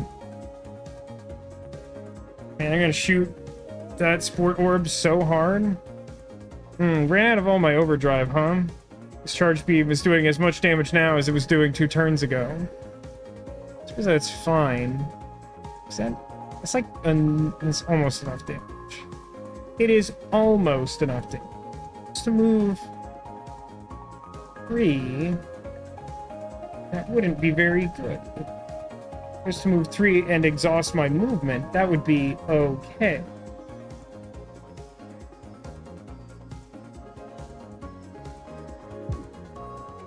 I mean, I think this will be over before I would have risk of drawing this again realistically, so I probably don't need to spend energy on it. So I think I would like to shoot, scoot, riot. It's just shield. This is in East Texas, where it's very green and very humid all the time. Yeah, I mean, I'm on the verge of moving to Florida, where that is also true. I currently live in California, where it is the opposite of both of those things. It's very, like, brown and dead and dry.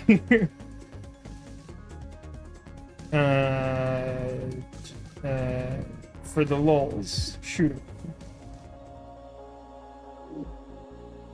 Yeah, I am aware of the fact that the UK doesn't, generally speaking, have air conditioning. And I know I've seen people say, like, kind of ridiculous things online in response to people in the UK being upset about the impending heat wave of just like, in America, we have air conditioning. How do you not? And it's like, they haven't needed it for 100 years.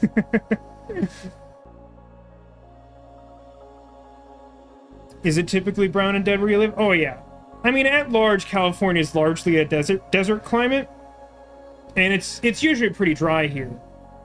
It's been an unusually humid year overall. It's also been, like, an unusual year for precipitation.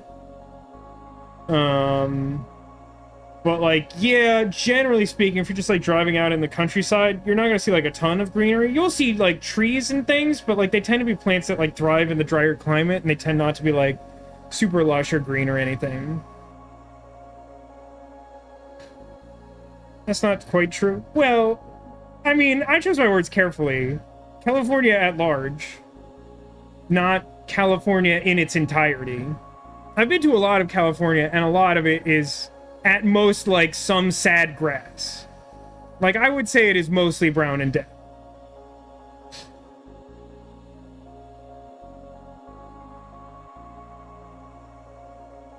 California, not even once. Parry, what does parry do? It does damage to the... Oh, parry is how you beat the shopkeeper, huh? Because they, like, threaten to do, like, 14 trillion damage, and you just spend your turn destroying them.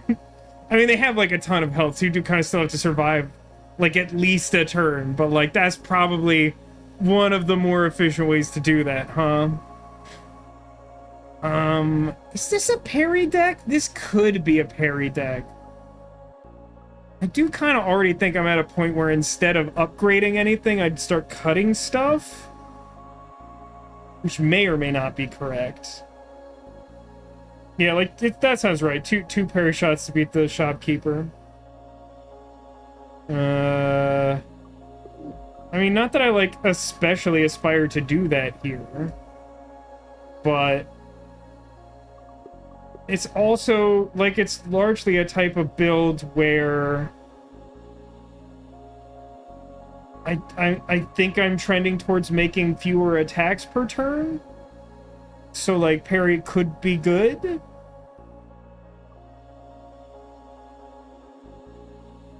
Okay, everyone's, like, really getting hung up on me generalizing California. I just want to be clear that I did not say that, without any exception, the entirety of California is a dead graveyard for plant life. What I said is, the majority of California is brown and dead. And I will die on this hill because there's no water here and the plants beat me to it.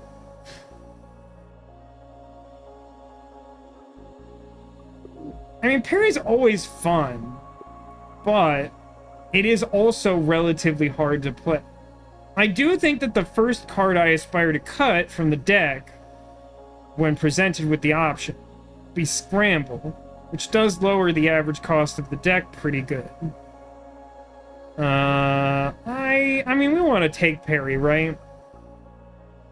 As if the Los Angeles River wasn't concreted up. I mean, I'm not really sure what the alternative is, because the river basically just is concrete. It's just that there's not enough water for it to be a river that's not made of concrete.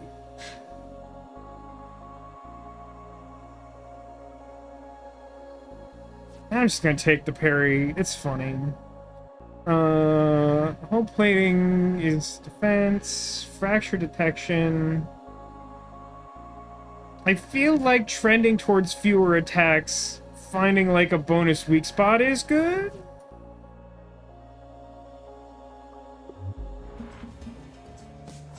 What is this? Binary star. Local binary star is wreaking havoc on your ship's generator. Gain 1 more energy on odd turns, like this one, and less energy on even turns. Wow. Really am finding all that new content, I think. Oh, check it out. I have all the energy in the world to play parry for a boosted 2 damage. This feels like this is going to be a very bad fight for me. Let's get a free move in here. And then... I don't know, man. This looks bad. They're not really threatening damage. So do I just, like, parry it? Do I just play, like, the worst parry of all time? I guess that makes sense, Neko. Because of the climate in the UK, you probably wouldn't need sprinklers. Whereas in California, if you want your plant life not to be brown and dead, you're best off with it. But then they yell at you. I think they, like, fine you sometimes if you use them during, like, peak drought times, which is, like, all the time.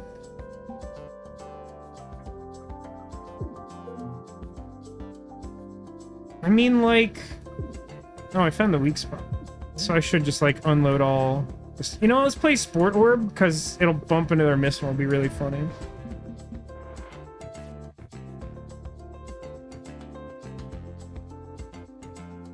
Of course, now the Sport Orb is in my way, and I have done that to myself.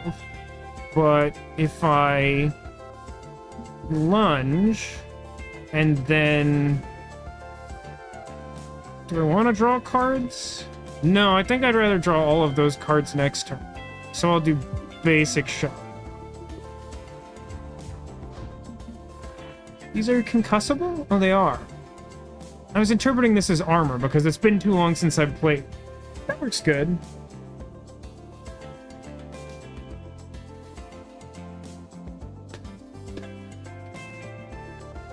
Which says, I have a real problem with golf courses and green lawns and deserts and arid environments. Waste my share of water because I'm spoiled, but that really annoys. I've always really struggled to take, like, short showers, so I always feel bad making any commentary on, like, water conservation. I try pretty hard. My current apartment kind of sucks for that, because until very recently, the plumbing in my bathroom has been horrendous. So, like, if you don't like run the water even just the entire time you're brushing your teeth, then like anything that tries to rinse out just like backs up immediately. It's really awful. Jacob says, you know what annoys me is HOAs in deserts that get annoyed with xeriscaping your yard? Wait, what's xeriscaping? Do I need to know this? Is there a test? Let's do overpower multi-shot. Kill them. Okay, the energy thing turned out to work pretty good in my favor. Hey, it's Ace again. You know, I don't hate taking a shield surge B that like upgrades your regular shield capacity, because it kind of works in a long game with momentum and maybe like buys me time to draw a parry on a good turn or something. I know I continue to take cards while wanting my deck to be thin, but I do think I'm being relatively selective about them. Also, I might just be bad at this game.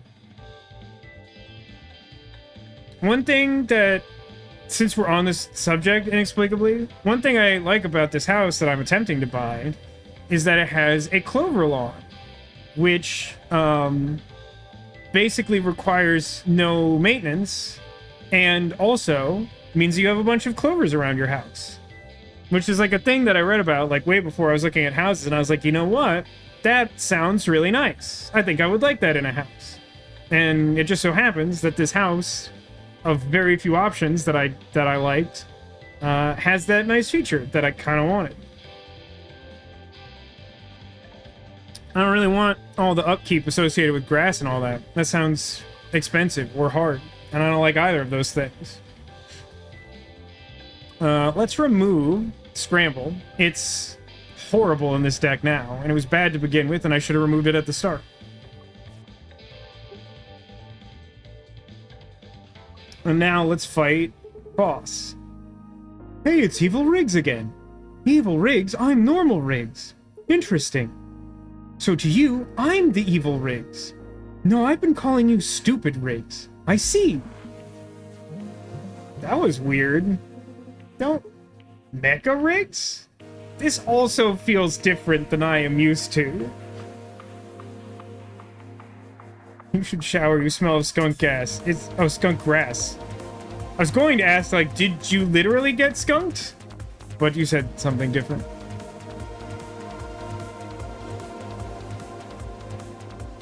I mean, the ship looks cool.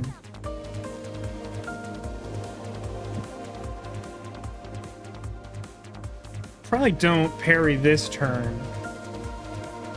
They're not threatening me, so I guess I do, like, overpowered charge beam, and then I think momentum instead of shield surge. They would both be good here, but like momentum has a more immediate effect, whereas like it's not necessary to increase my shield cap unless I start taking, unless momentum gets good, I guess.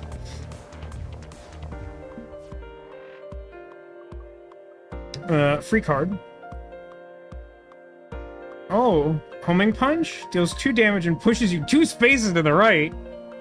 It can't miss if you're to its right. What a curious effect. Oh, also he like shifted shoulders. What a weird thing that's happening. I mean, 2 damage?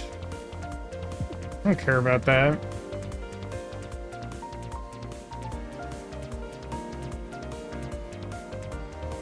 Just like the maximum amount of attack, I would think. Like the lasers aren't hitting me. I've resigned myself to taking 2, but I got like max shield +1. Oh, I did get pushed to the right and then hit the laser. That is on me for not really thinking that through. That's true. Oh, you're threatening 10 damage, huh? So I could do 11. That's like a good amount of damage.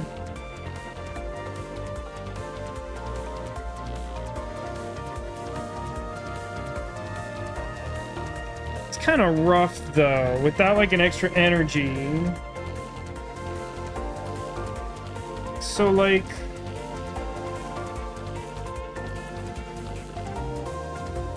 I really shouldn't parry this turn because it's not going to kill them. I think there's too much downside to that.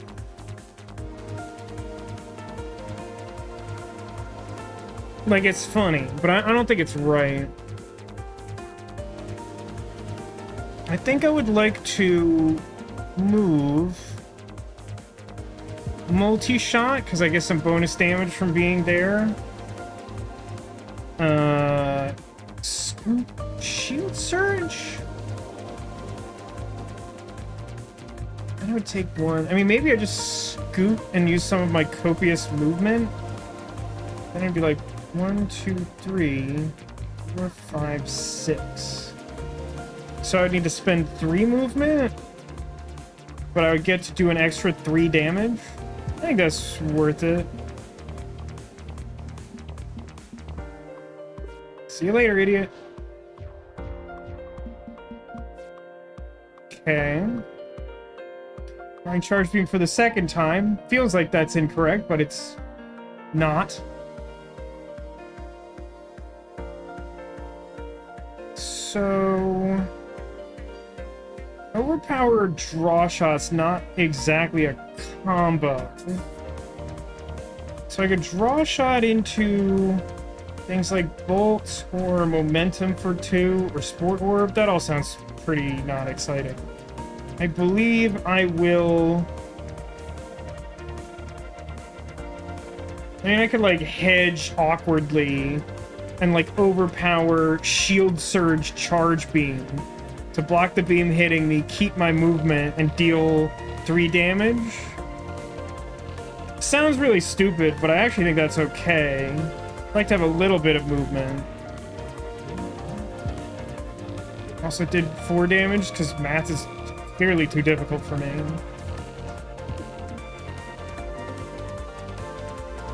Free. So you want to push me 2? Push 3.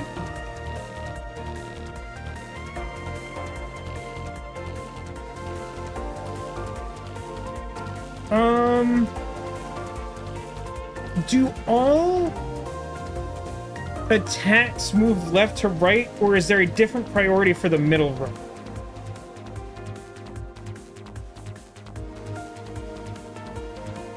Because if I move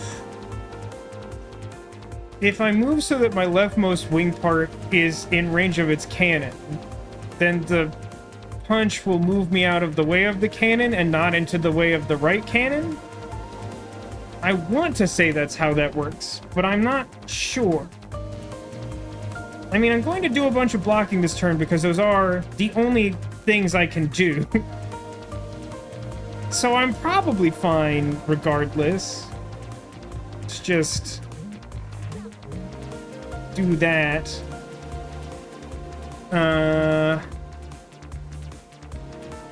So if I just stay where I'm at, I take 2 from the fist and then 3 from the cannon, and I can save all my stuff. Sure. I have a sport orb. How do you like my time, Mario? Okay. How about lunge charge beam? Go.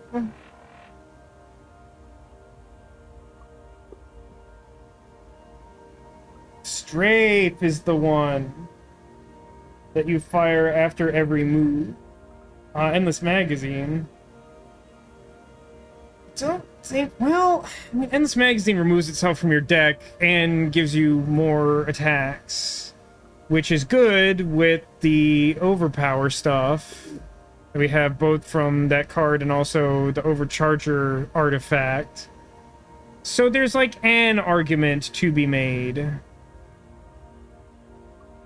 It's already upgraded too, so that it is a 2 energy attack, which is kind of awkward. I mean, it's no more awkward than the base one. You only play it once, regardless.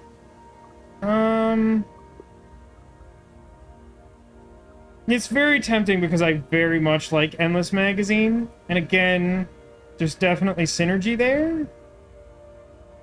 I mean, I guess what I kind of would like to do is, like, replace Basic Shot with that over some timeline.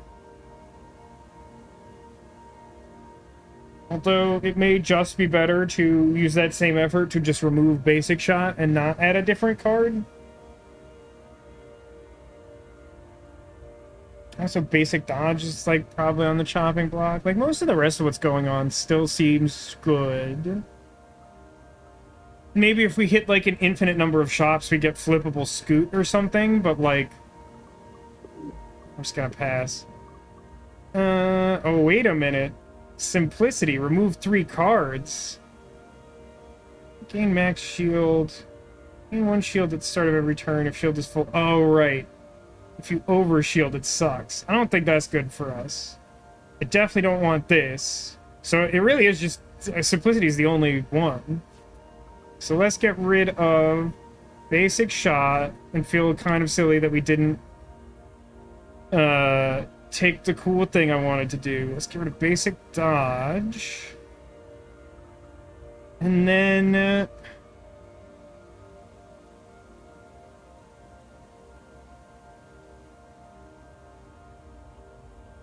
I don't know what else to get rid of.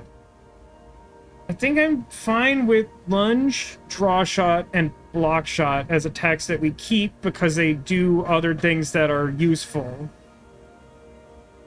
And they, like, generally provide a little bit of extra utility for to overcharge. I mean, I could get rid of Scoot. I don't actually think I want to get rid of Bolt A. I think I like what that's doing for my deck right now. I think I have, like, generally the number of shield surges that I want.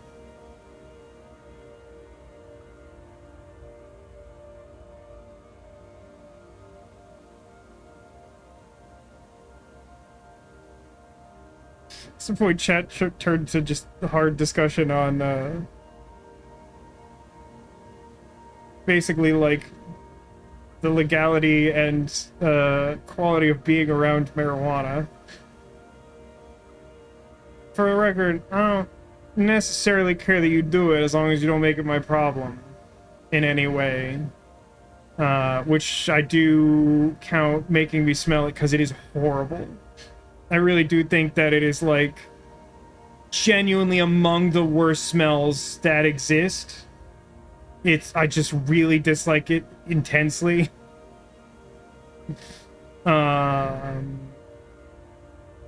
Scoot? I don't know. I don't know.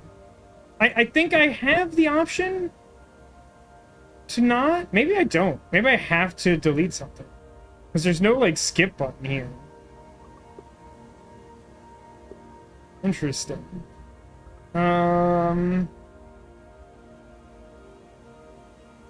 I guess Scoot. I don't know.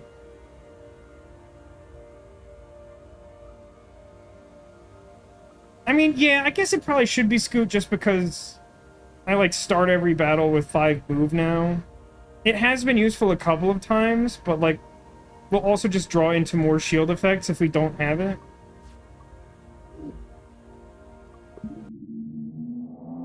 Warp.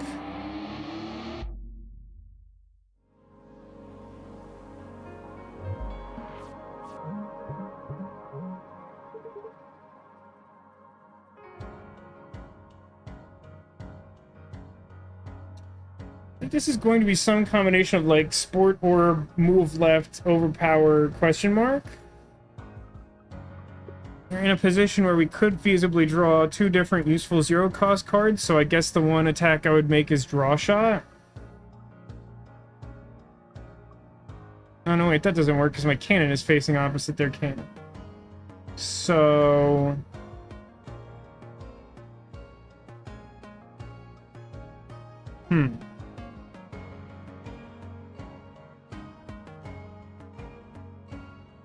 It's kind of an awkward hand surprising no one, because my deck is very bad.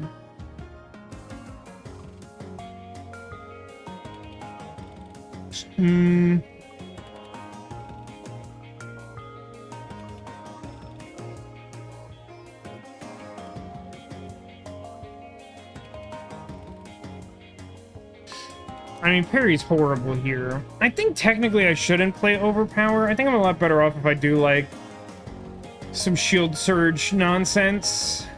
Like...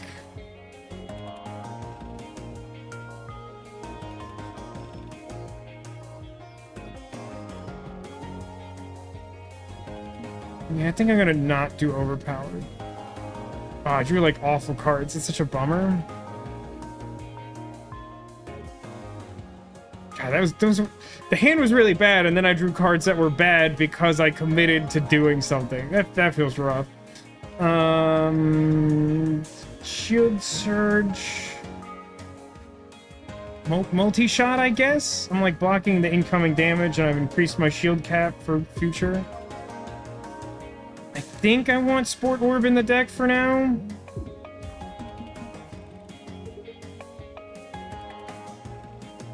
Free,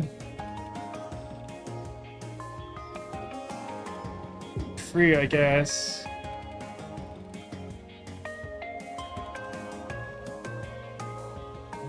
Shield.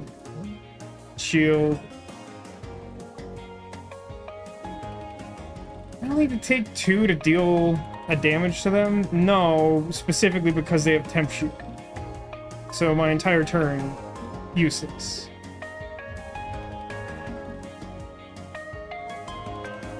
See, it's a good turn for Sport Orb, relatively speaking. Overpower. Multi-shot. Sport Orb to block. Turn endo.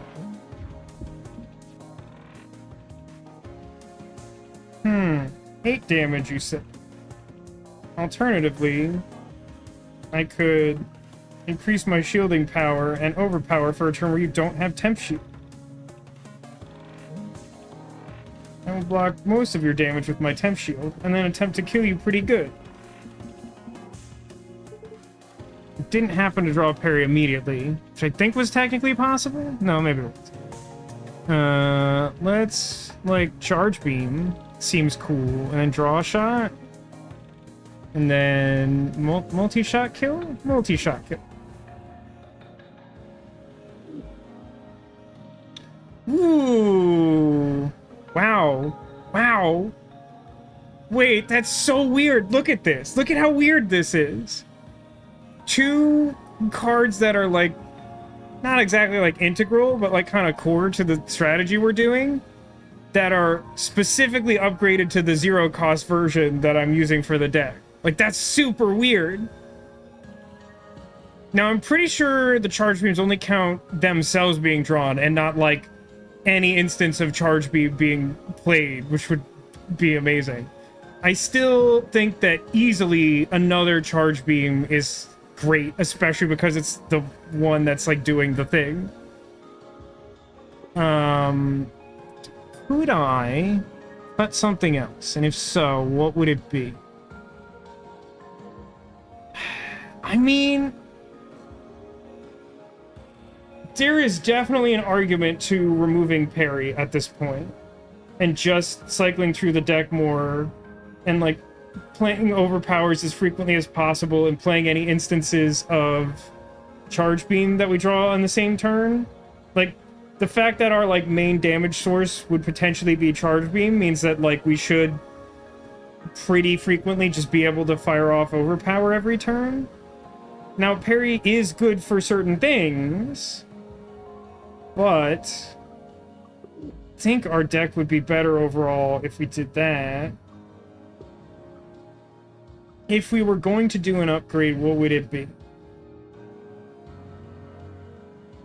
Actually, that's interesting. We could just do the other upgrade on parry instead of removing it, so that it stays in our hand and only gets used once. So you only ever draw it once, and then it's like it's not in your deck no matter what you do with it. But, like, then it stays in your hand if there happens to be a good turn to use it. I think that marginal cost of drawing it once still sort of merits keeping it in the deck. Alternatively, I could, like, you know, upgrade this to draw 3. That's pretty good. But then I would just, like, have, like, bad parry in my deck. I think maybe I upgrade parry first. And then when I hit another shop, if I don't die, I do, like, upgrade draw shot to draw more. I think I like this plan. So upgrade parry with magnet.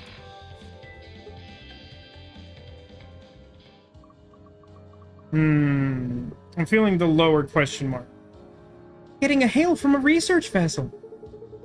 Hail, are you available for a brief test of the great Dr. Bjord's latest invention, the Duplatron? This might sting a bit. Okay, hold on. Hold, please. Choose a card from your deck to duplicate.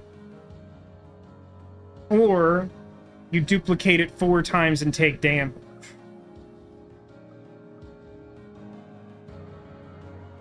I mean, part of me says I get another charge beam. I think that's, like, objectively not good. A big part of me says you get 4 charge beam, and I know that's wrong. But it does increase the likelihood. I mean, it's so bad that it would be so horrible to have 4 charge beams. Because if you just drew 4 charge beams, you, like, wouldn't defend yourself and would get shot in the head. Like... But it'd be so funny. The problem is that, like, that doesn't actually start being good until pretty late in, like, a fight. Because you'd need to draw them more than once. I mean, otherwise it's just, like, a 0-cost attack for 1. That if you happen to have drawn Overpower B, which is, like, way, way less likely. There's an alternate thought. What if we duplicated Overpower B 1 time so that we basically always had it? Alternatively, we could duplicate Overpower B 4 times and basically concede because that's horrible. Because that would be such a bad thing to do. You wouldn't be able to play more than one of them in a turn, but you would frequently have a handful of Overpower Bs that don't do anything.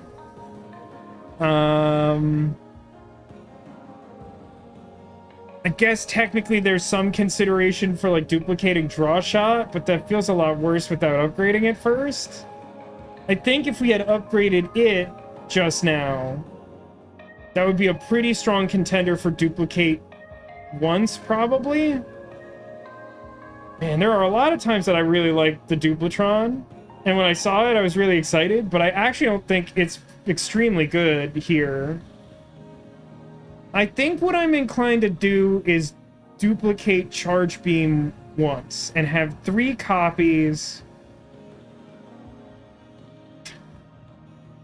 Just while we're considering all our options, chat, we could take hull damage and duplicate Sport Orb A 4 times. And what that would do is make the game ridiculously confusing to play and not probably be very good. It is technically, however, an option. I think that pretty much covers any option to consider either for actual merit or comedy value. I mean, you can make like 1,000 parries, but that's obviously terrible. I guess there's one thing I don't understand is why every card isn't always multi-attack. I mean, I do play a lot of multi-shot, in general. It's legitimately one of my favorite cards. It's just basic multi-shot. Or particularly Multi-Shot A, the upgraded version. But, other strategies are available. Yeah, I'm gonna get a third charge beam and, I don't know, live the meme. I'm not actually convinced that's good at all, but it is funny.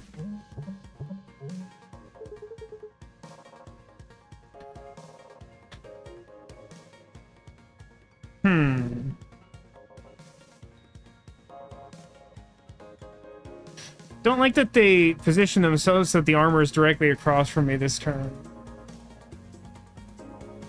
Kind of limits what I can do. What's interesting about Charge Beam is it specifically says every time it's drawn this fight. Whereas Momentum, which is ostensibly a very similar effect, counts every time it's played. Definitely more fun than Rock Factory. I mean, that's, I think, inarguably true, because Rock Factory does suck pretty bad.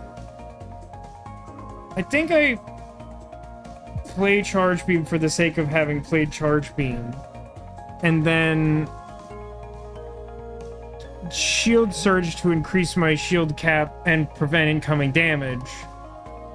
And then... I mean, multi-shot doesn't actually do anything if I don't move, and I kind of don't want to move. So I think I see if I can, like, draw into more charge beams. Which I did manage to do in a manner that it does feel a little embarrassing. But on the bright side, when we draw them again, they'll all be better. And then I'll just play Momentum, so that's also better later.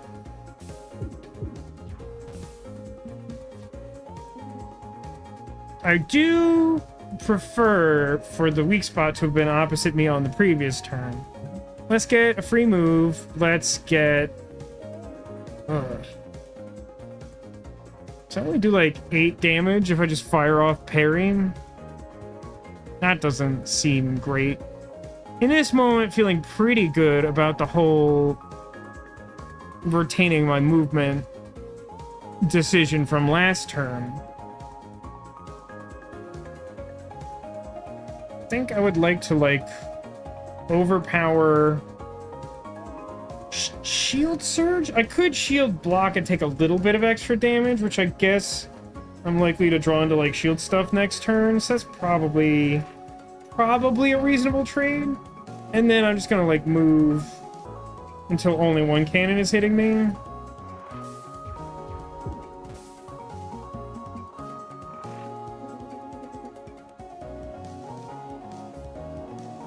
Wow, that's a pretty good lunge, huh?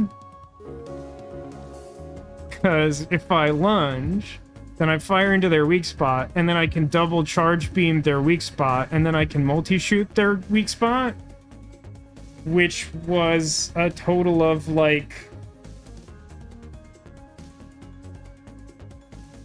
20-something damage? Is that right?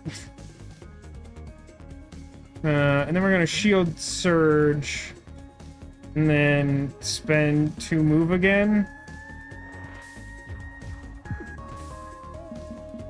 much health do you have? Does parry just, like, blow you up at some point? 16. Not yet. Let's get a free move, because I've been going through it. Let's do a move, and then draw shot to get charge beam. I can't play parry anymore, obviously. I think we just play the free attack. Oh yeah, we haven't triggered the weak spot in a minute. I kind of forgot we had that artifact. So I could do, like, block shot Momentum seems decent. Stop all the incoming damage, but still make use of the bonus damage I have right now.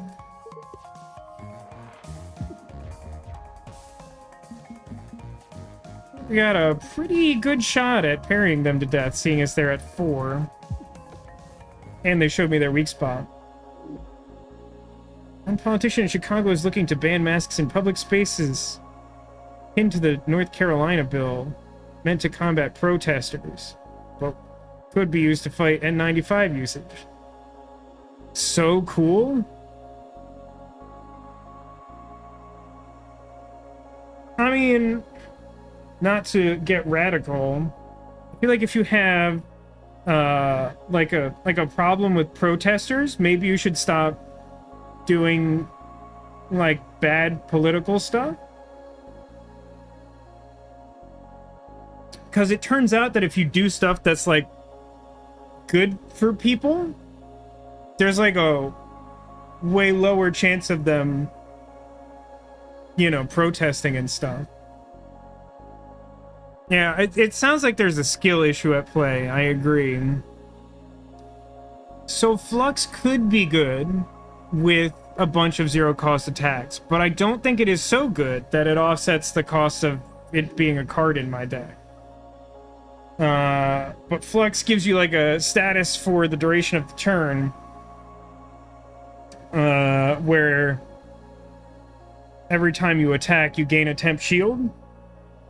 So you can sort of build up defense while being offensive. I think I just don't want any of these. Strafe-B is very funny, though. Cockpit lock-on. All enemy cockpits start with weak. Half emitters. Seeker missiles and other homing missiles can't see you if you're 2 or more spaces away from them. Or all of Dizzy's cards attacks deal +1 damage. That doesn't feel super relevant. It is not. I like the idea of chaff emitters. I feel like both cockpit lock-on and chaff emitters are both decent, but not great. I'm not totally sure that either of them does anything in particular for the duration of the run. I guess I'd rather have more weak spots, though. Like, homing missiles are very annoying, but they're relatively rare as well.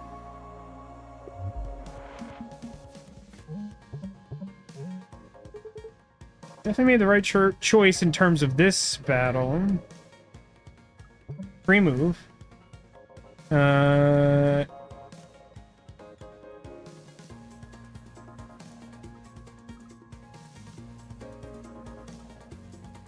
Momentum overpower pass?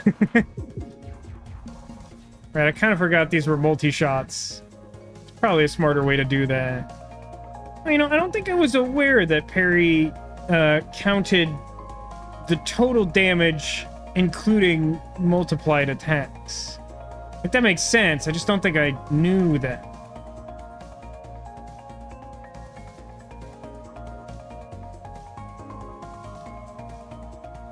I should just, like, move.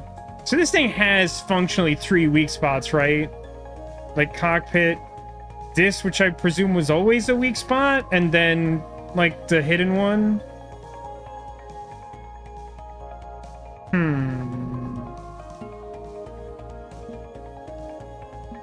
Is it supposed to move the other direction? Unclear. I think I will draw. Oops, I wish I had that lunge earlier, but doing the attack to draw and remove the rock feels like a bad way to start the turn. So, my options here...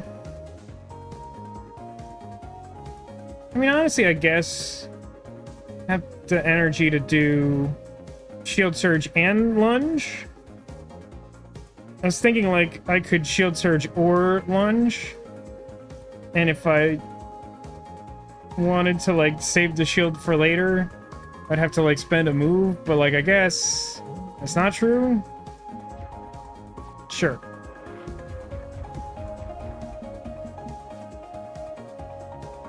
So there's, like, a 50% chance the thing I'm looking at right now is a weak spot that doubles damage.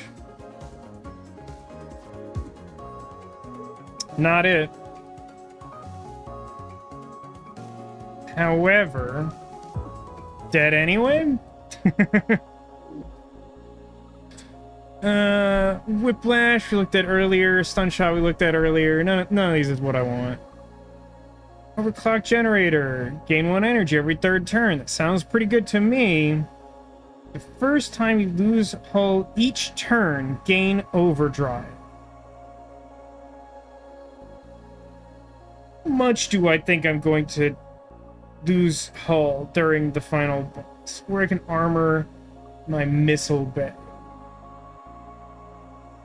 don't think is like amazing.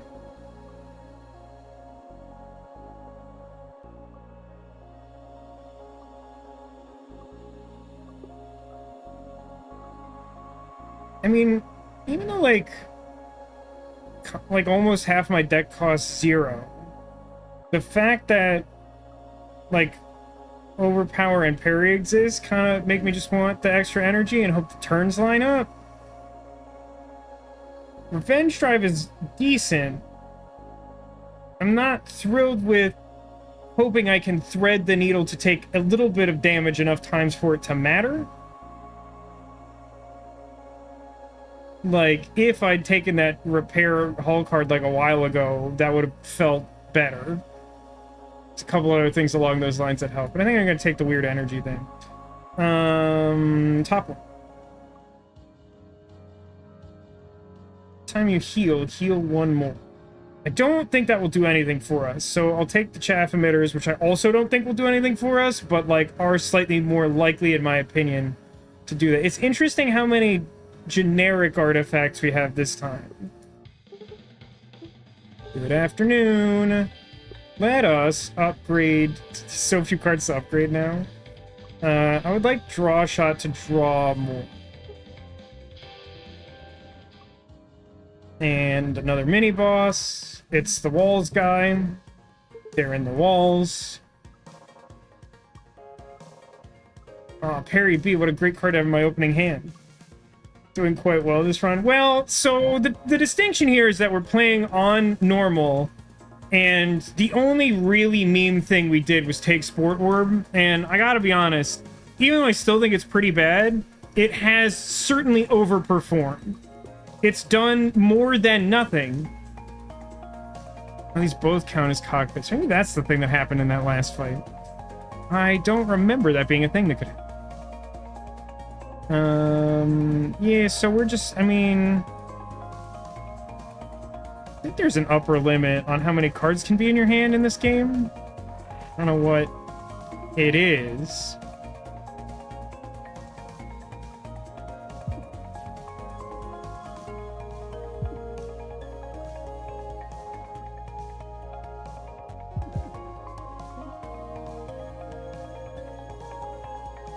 Let's do a momentum move left. Yeah, but like, so honestly, I don't want to say that normal's like super easy and you should always expect to win, but like, I feel like if you're like, once you get the systems down in this game, if like the options that you're given throughout the run aren't ludicrously bad, and you like build your deck relatively sensibly, like, it's not unlikely for you to win. So I can hit for, I'm pretty sure parry is not counting the fact that I'm facing a weak spot, so I think that would be 10 damage, and then if I did any other damage, that would kill them.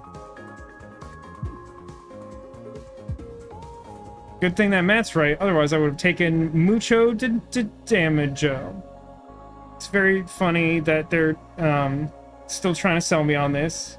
This run has been a little insulting in the fact that routinely I've been like, this card would be interesting if I had something specific that I don't currently have, and then I will like see that thing almost immediately, like every single time we've been offered something that fits that description, which is like 3 or 4 times now. Energy refund. Gain 1 energy every time you spend 3 energy playing a card. That would have been good to know yesterday. It's still decent with parrying, and there's like no cost to it. The 5th time you attack, gain an evade. I think even with the 0 cost stuff, that's not super good in this deck. I do think that it counts attack as an action and not attack as a card type. So like, I think multi-shot would increment that counter twice, for whatever that's worth. And photon condenser, I already said I don't. So again, we have like 2 medium options, and neither one of them I think is necessarily amazing. They both are like a little good most of the time, basically. Or like really good very little of the time, I guess, is technically more correct.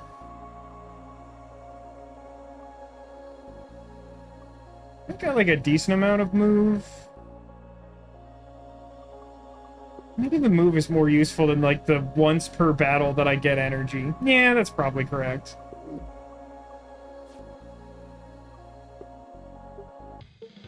Howdy. What even? I mean, I guess you could upgrade multi-shot. We can also upgrade lunge so that we could choose the direction we go. Those both seem pretty reasonable. What's momentum do? Oh, you can have momentum hand trip, which is actually pretty good in this deck. Huh. That is pretty good. I don't think we could really go wrong here. I think I would rather keep my cards than remove any of them at this point. But I think basically any upgrade that's relevant would be fine. Like, I think if I was going to upgrade a Shield Surge, I'd probably do another Shield Surge B. I think they're kind of fine as is. I don't think that's particularly useful. I think it's between Lunge and Momentum as much as I just always want multi-shot to multi-shot A. And admittedly, multi-shot A does trigger crosslink faster to give us more evade, but like that's not really the goal.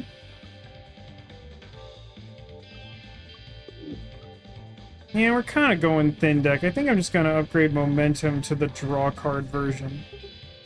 I don't think we need it to scale super fast in the other version. You think you could take full control of the Cobalt? No. After I upload myself, I only have a few milliseconds to override the nav system to bring it out of flight. What happens after that? The mainframe's antivirus process destroys me. Does that hurt? Yeah, see you next time.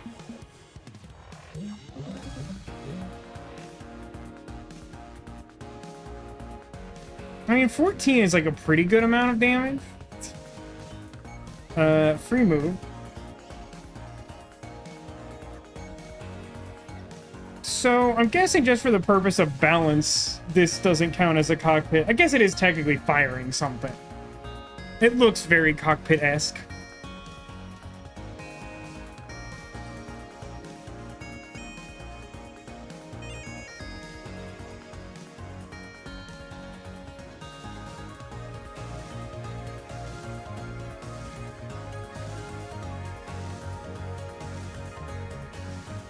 This is kind of tough, actually. I have like a lot of okay options and nothing that seems great. I don't think this boss ever increases attack power. I think it just like adds some missiles. So like I don't think that parry gets like particularly better, but I also don't think I'm incentivized to fire it off when they have 15 shields and 45 hull. Flippable lunge would be really good in this precise moment. I think we're just gonna like spend some movement to the left. And then like charge beam. Oh, I should miss the damage there. Sequencing. Multi-shot, block shot. So we take like 1 shield damage. That's so funny. It counts down the damage on parry as the attacks fire off. That's just very silly in my opinion. Cool. Let's do a draw shot. Great. Let's... I wish I had lunge right now.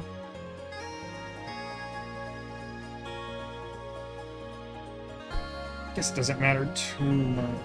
Let's do... I don't want to use like all my movement, but I think I kind of should. Because otherwise I'm like probably accepting like a bunch of unnecessary damage or just attacking an armored bit. So I should probably like move left, do some charge beams, do momentum.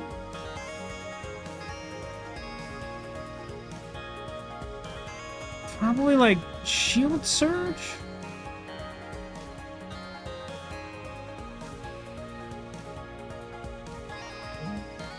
Question is just, do I play Sport Orb? I really genuinely think Sport Orb could become a liability in this fight, but we came this far, and I don't know, maybe I should try to save it for like a turn where I get stuck around 4 because I am using a lot of movement. Trash.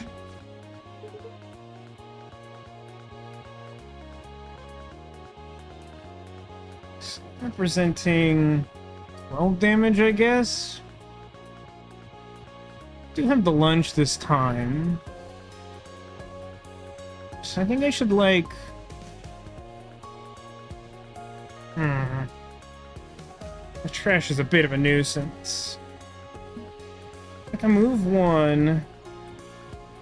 Overpower. Charge beam to disable this. And then... Lunge? Still not found the hidden weak spot.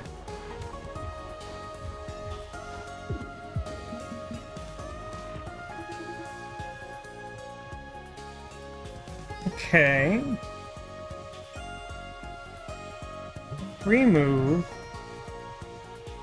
15 damage looks good, still not quite there.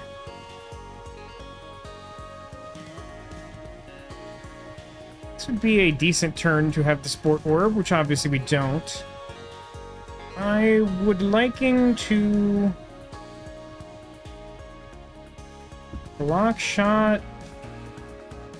momentum draw. I mean, I guess we could get rid of this trash, because our cards are either too expensive or too cheap to matter other than that. Move here. Charge beam. Charge beam again? No, I guess I should have moved twice and then charge beam without the damage reduction. Because I don't believe I want to be in the path of the main camp. That sounds bad. But hey, we got use out of... That's our second use of... Oh, the weak spot happened to be the cannon. That's so embarrassing. Because I was avoiding it because it didn't seem like it was a weak spot. But because it's brittle, doesn't it just die? Like, isn't that just horrible for that to have lined up in that way? You are growing stronger. Who shall it be? Who shall it be? We'll get a memory from before the time loop started, which will inform our understanding of the game. Oh, you got a flood advisory. That's fun, Demolition. Sorry to hear that. Is there something in my juice apple? Something weird in my mouth. Perry, you got it. I don't think I've done that many Perry memories, to be honest. All the suffering in this time loop, I hold you responsible for it. Your understanding of the situation is flawed. But your anger is useful. Good. I got plenty more. Good. Good. Wow. Yeah, I guess I had done... Well, I haven't done any Riggs memories? That's so weird of me. Dizzy, I sort of understand. Very odd. T-minus 13,505 days? What is this, Harold Halibut? Oh my god. Yay! Chocolate cake! Happy birthday, Hyperia! Cake, cake, cake, cake, cake, cake, cake, cake, cake, cake, cake, cake, cake, cake, cake, cake, cake, cake. Here you go, sweetie. Here's some cake. Be careful, Periwinkle. Splat. Oh no, Hyperia, you dropped your cake on the floor. It was my lack of honor, vigilance, and discipline that caused this. I will make sure this never happens to anyone ever again. Oh my god, that's the greatest thing I've ever seen in my entire life. That was so stupid, I love it. That was a fantastic way to subvert expectations. Hooray! We completed it with Sport Orb A. There's no trophy for that? Inconceivable. And we got books! An alchemist. Her cards use Shard as a resource to power up defense, movement, and mid-row actions. Oh dear. Well, I mean, we gotta do books. We're not probably getting another full run in, but we gotta do books. We should probably do Isaac, who I don't like a lot. Who do you love? I feel like Riggs or Izzy maybe be good with this. Don't generally like Max very much either.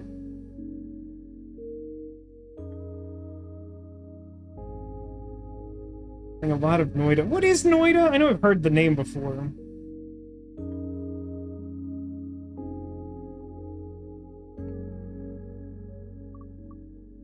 Tell you what, I think I'm gonna use Riggs just because it's a weird awakening to me that I haven't gotten any Riggs memories. But chat, you get to decide the ship. I mean, we could do Jupiter because we're expecting to do mid-row stuff, because Alchemist sounds like they do some amount of that, and to try and get, like, the fullest experience out of this, I'm opting to use Isaac. And this is the one that has none cannons, but, like, has a redrawable Jupiter drone, which, you know I love a Jupiter drone. Jupiter drone is a drone that, like,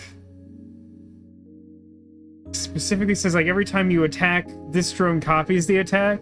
So, like, you can get Jupiter drone cards with Isaac, and it's just like a regular card that plays a drone that does that in addition to whatever your cannon does.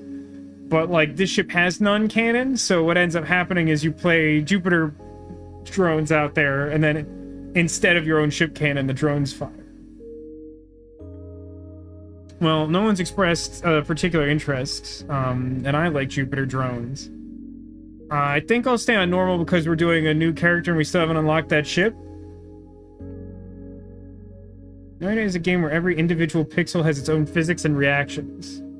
It's a lot of weird tinkering and experimentation and alchemy, so you just do science. That sounds very difficult to comprehend. Let's do this. Let's do this weird thing. Oh, we get a boot option. Let's see. Pick from 3 uncommon cards. What cards do I even get from the Alchemist? Mage Hand, block 1 damage, and lose 1 shard, attack for 2. Plus, unpolished crystal, put a shard in your hand. So shard is a card, but also a resource.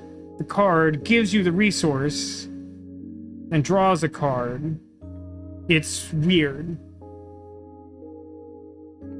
I don't really know how to evaluate that.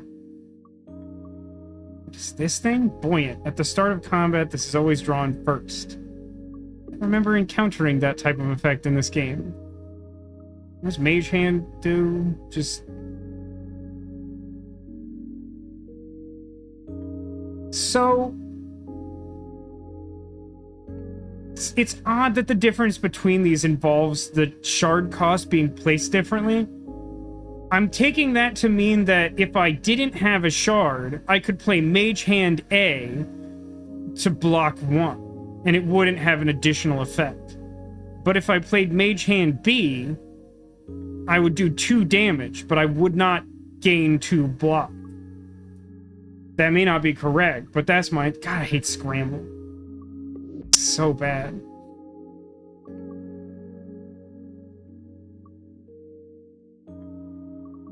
I think I want not the random upgrades, given this weird team composition.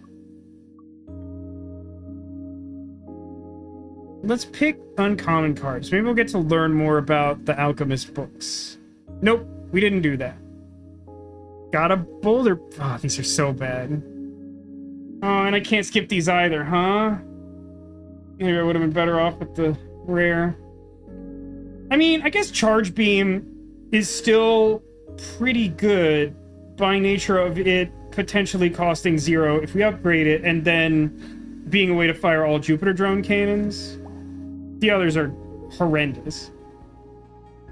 Hey, wow. Books! So this is what the inside of your ship looks like? Yeah. Can I press this button? No. Wait, actually, yes.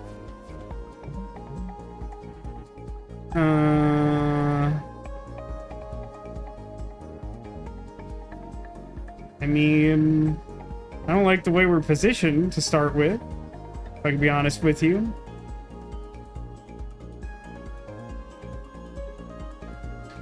I mean, I think I'm gonna just, like, play a drone and then do a really sad scramble to hopefully have a better turn next turn. Put a crystal shard in your hand.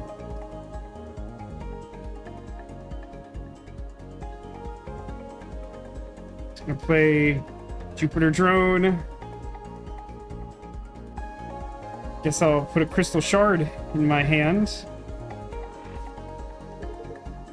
Oh, right. Jupiter's moon goes, like, on top of my deck, huh? How about another Jupiter drone? Okay.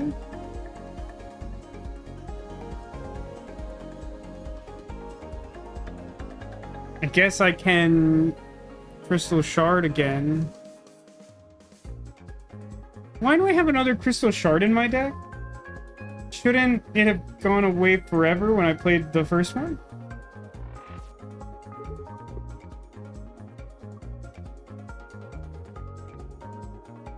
I don't understand. There's something I'm not understanding. So I can... Picture an egg.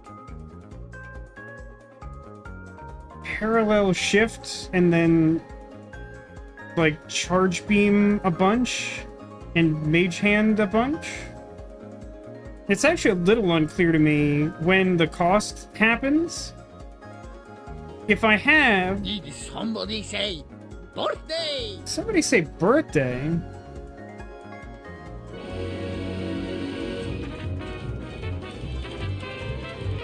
Did someone actually say birthday? Ole! Oh, with the cake. That's fair. Did someone literally say birthday, though? Or did we just gather that from context of being given cake and balloons and such? The distinction isn't relevant. I'm just kind of curious. But the thing I was pondering is, like, would I have to pay the shard cost for each Jupiter drone attack?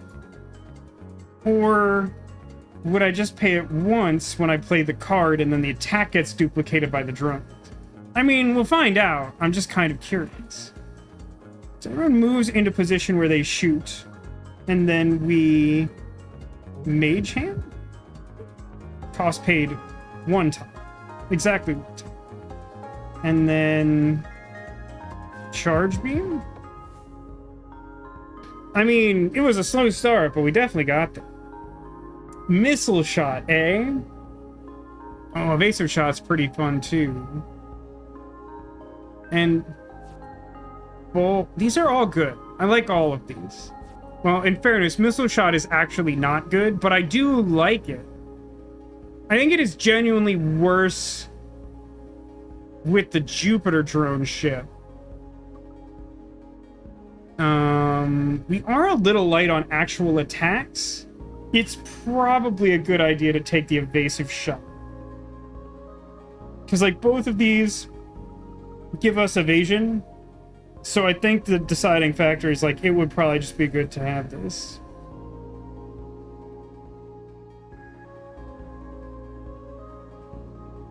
Oh, interesting.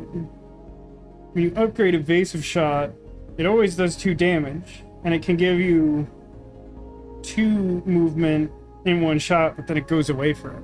It's not the way I want that to upgrade. I still think it's the better card, even though it does feel like it scales worse. Some kind of upgrade. Possibly. Some possible... Or we could just get rid of Scramble.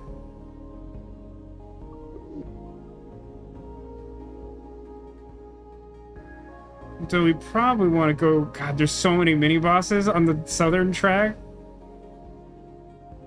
Okay. Little guy. I think this is the one who dodges. I hate that guy.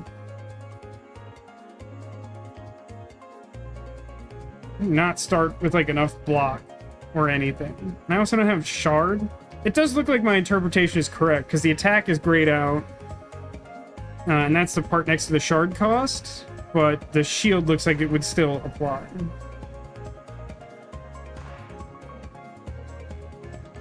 So I believe... I'll play a Jupiter out here.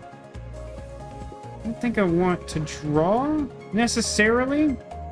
So I think I will gain some movement and gain some block. Yeah, it's this guy. I do kind of hate him. Move 1 to the right if you shoot at him. I have none ways to shoot at him. God. Don't tell me I'm going to play Scramble this turn. I really want movement options in my deck that allow me to remove Scramble. I really dislike this card.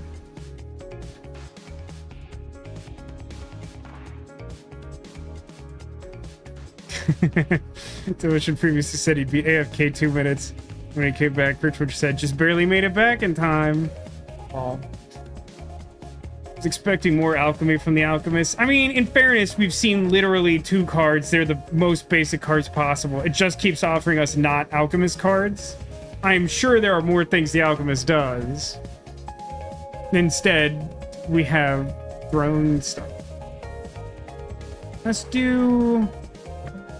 just scramble so we cannot take damage and play a Jupiter drone and be sad about it.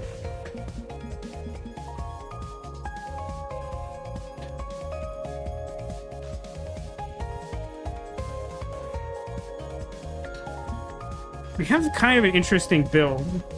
And maybe it's just the enemies we've been up against, but it feels like what is happening is that we keep finding ourselves in a position where we want to avoid them, so we spend our turn playing a Jupiter drone every turn, and then we just like line up a bunch of attacks to like fire off at once. Ask what's the ideal cake or dessert that would make you act the way Perry did in the flashback? I don't like. I like a lot of dessert. I have a problem. I don't like food, but I do like dessert. Dessert isn't food; it's dessert. I'm much more open to dessert. Inexplicably, I don't have a lot of dental problems. I mean, I think that I get like Cheesecake Factory cheesecakes at like roughly the correct amount, where like I usually get one that's various celebratory holidays, and around my birthday my mom will maybe get me some extra ones. She's always very willing to get me an entire cheesecake, which, don't get me wrong, I have done before and have eaten pretty much exclusively by myself. I don't recommend it, but I get it rarely enough that it still seems like a special thing, but often enough that I am happy about it. I don't know. I honestly think it's pretty hard for me to pick like a Kel loves orange soda type deal. Just because like I like a lot of dessert. Sometimes it depends what's going on right now. I'm just gonna fire for fun. Ah, beans.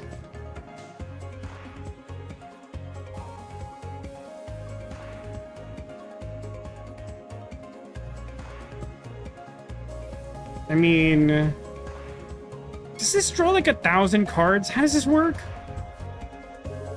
No, it doesn't. I really hate the dodge guy. This fight is going to be insufferable. Like, battling this guy usually sucks. This is going to be miserable. Ugh, I can't even like really play a Jupiter drone this turn, which is like double bummer. I'll play Scramble again and just continue to fume.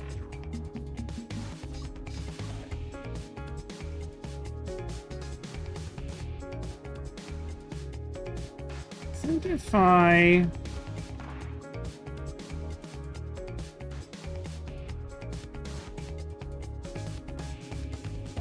I wish I had the, like, just get drone shift ability. This guy's so annoying to deal with. I think if I was to fire evasive shot right now... No, the way that would work is only the third one would threaten to hit him. So then he would move into position for them, but I wouldn't have an attack to hit him with. I mean, I guess I could then Crystal Mage Hand as my entire turn, which would be decent.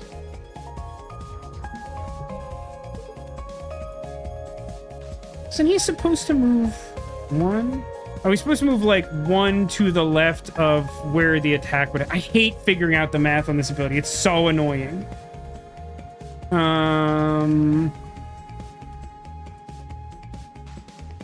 Crystal, Pepsi.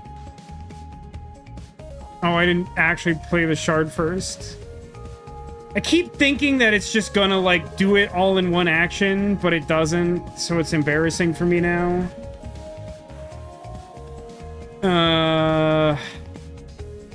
And now I wish I had the other ship. You're really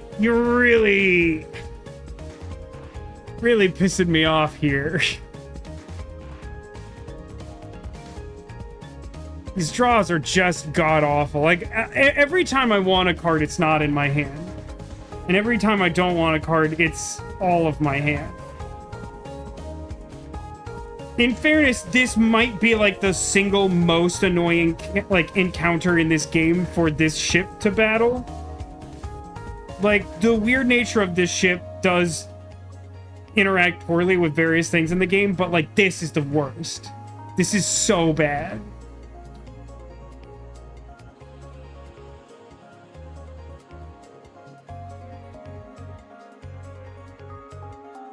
Let's, like, move one, and then Jupiter drone, and then fire, and then move, and then Jupiter drone. God, you're just the worst.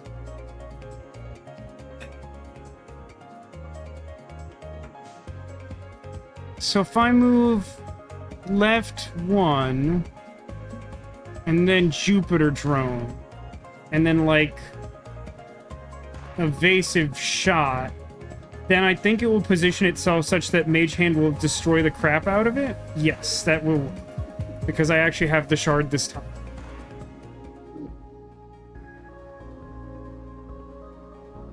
No. You gotta be kidding me. The first card I've seen for the Alchemist in the wild is another copy of his basic card. That's so annoying. What does this character do?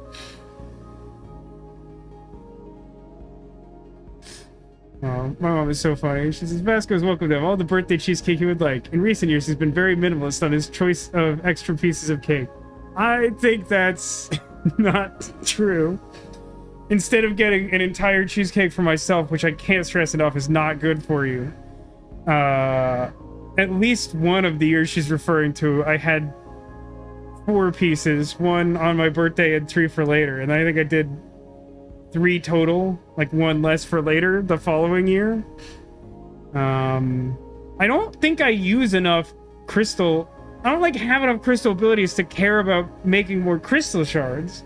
Although, I guess they just let you cycle through the deck faster. I think I'm understanding this now. Yeah, the unpolished crystal card itself goes away. And then the crystal shard is shuffled into your deck after you play it. I guess I'll take this and have outs to like doing more crystal stuff later, but also just being thin deck with the charge beam I already have. These other cards like aren't especially good. Hear me out. What if you ate an entire cheesecake? You would have, ideally, a good, like, 16 days or something like that. And then you would have to do so much exercise, or, and I know this from experience, you will become a Macy's Thanksgiving Day parade blimp. And then you will spend many years trying to stop doing that. Soggins! Missiles turn off how? Excuse me? Oh, sorry, I was performing a search query on my onboard computer. How can I help you? You called us. All right, missiles turn off how? Help Toad enter combat. This is also a really bad encounter for this deck, to be fair. This is actually a really bad encounter for this deck. Because what happens is, in this encounter, he fires missiles that are aimed at himself. They, like, come out of his missile base facing backwards. And your goal is to keep him alive for some number of turns. But, like, you can't just fire at his missiles. You would have to, with this deck, use a combination of, like, placing your drones, like, directly into his missiles so they explode, or using, like, drone shift to scoot them out of the way. And, like, I think, like, 1 out of every 3 of his missiles is a homing missile, so, like, those you can't even really shift out of the way. I don't think there's technically a negative consequence to trying and failing, other than being really sad that you killed Soggins. But I guess it does save you time to not do it. We'll try. I do like Soggins. I feel for the guy. I feel like there's 2 kinds of people in this world. Soggins and whoever is the opposite of Soggins. And I'm definitely Soggins. Frown.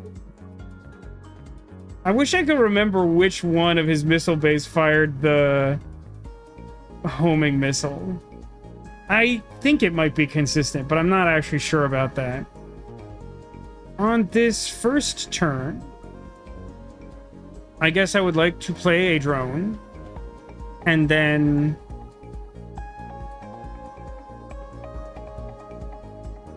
I guess I'll do like a little bit of column drone shift for later, a little bit of column me shift for later.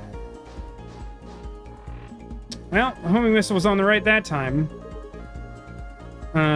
Well, bright side is I've drawn 2 drones for this turn. Downside is this fight sucks.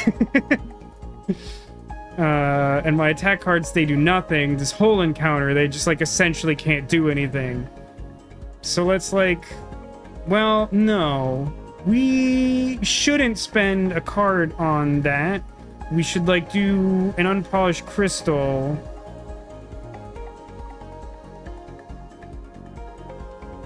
Oh, wait, this retains, huh? So we could, like...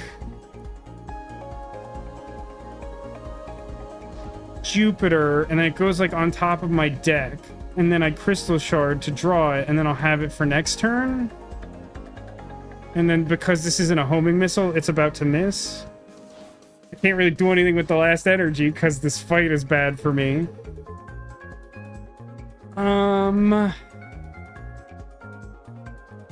Yeah, most of the cards in my deck don't help at all. I think I want to, like... Do I have enough movement to scramble to where I need to? No, right? Because I would need to move 3 and I can't do that. So I think on this particular turn, I...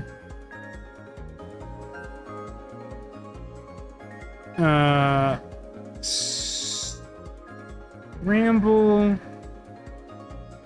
Evasive shot?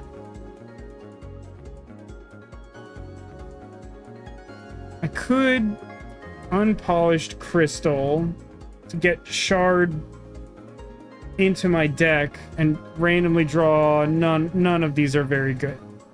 Let's do scramble, evasive shot. And we do have to drone shift left. So now these missiles will miss. And the homing missile was definitely going to hit, so it doesn't matter that it's got a straight shot on him. Okay, that's not the worst. It's actually quite good for me. Let's do a parallel shift, which forces the homing missile where I can just, like, drop a train on him. I don't think it actually matters which drone I play. And then I will do Crystal Shard. Alright, that improves my draws for next turn. And then I'll get a basic shift for later to help me move the missiles around. This is going better than most instances of this I've seen with the Jupiter, which is probably like 2 of them, in fairness. Hey, my charge beam does 4 damage, which is like so good. This is rough. It will be difficult to spare much damage this turn. Maybe I just try to set up this turn to improve my situation as much as possible for the last turn.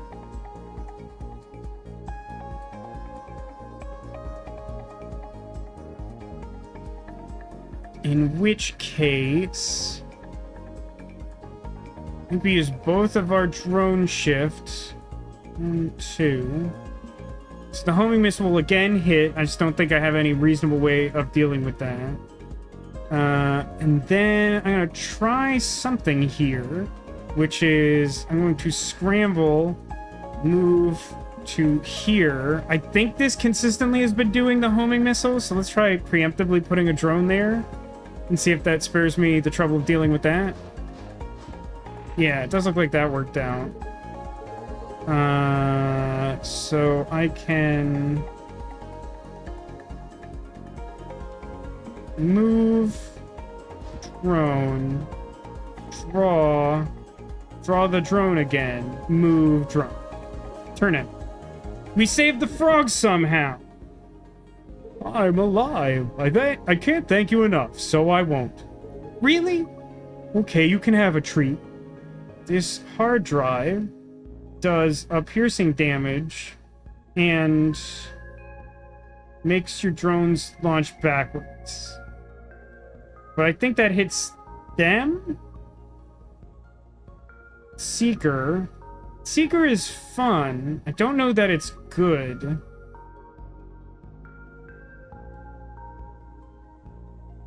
The nice thing about Seeker, for this ship in particular, is just that in cases where we're having trouble lining up our Jupiter drones,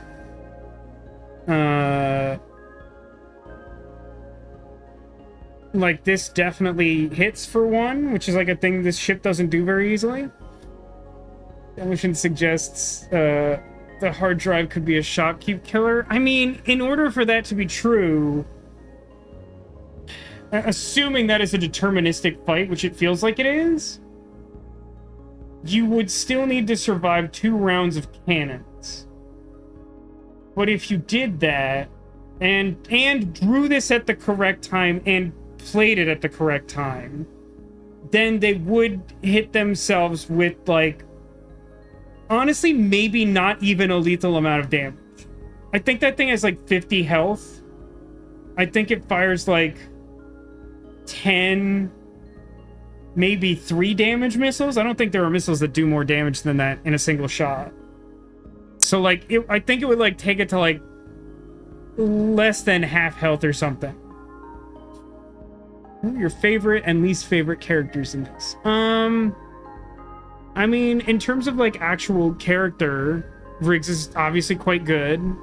I like Perry mechanically, and that last flashback was very good. Drake the Pirate's like, okay. Books kind of seems fun. I really do like a lot of the characters in this game. It's a shorter list of characters that I don't like. And really most of the characters I don't like are largely for mechanical reasons. I mean, I guess I don't... I mean, I think I've seen all of Isaac's flashbacks because I wanted to get them out of the way because I don't mechanically like Isaac very much. I don't really remember, like, a lot of Isaac's Dio, which, like, probably isn't a good sign. But, like, Sir Ratso with his honorable challenge is fun. cat.AI is fun. Books is neat. I'd probably say, like, based on what I know, which is limited, of like main characters probably like Riggs and Perry best. And that's actually also pretty similar to mechanically who I like most. I like Perry a lot. I really want to like Isaac, but like his stuff is so difficult to use and it's so much harder to get like good relevant cards for it. The Seeker Missile exhaust itself? It doesn't. That's kind of interesting. So in the relatively small deck, you could just fire a bunch of Seeker Missiles, which is kind of funny. Oh, sure, Isaac's very cute. I mean, all the character designs are cute. Are there... Excepting for some, like, random robot pilots that you see from enemies, are there any characters that, like, aren't cute that we've seen? It's a super cute game. I don't really know what I'm doing yet. I think I'll just take an artifact. We got Bubbler. Every 4 Isaac cards are played, you gain a bubble on a thing that he would play. That's not the worst with this ship. Actual boss. That sure felt like a boss. You're too easy to find. Okay. Play this. Play... Really gotta upgrade that charge beam, huh? We do not have a lot of defense. And we do have a lot of surface area. This is concerning to me. We are going to have a bad time. Okay. So that being true...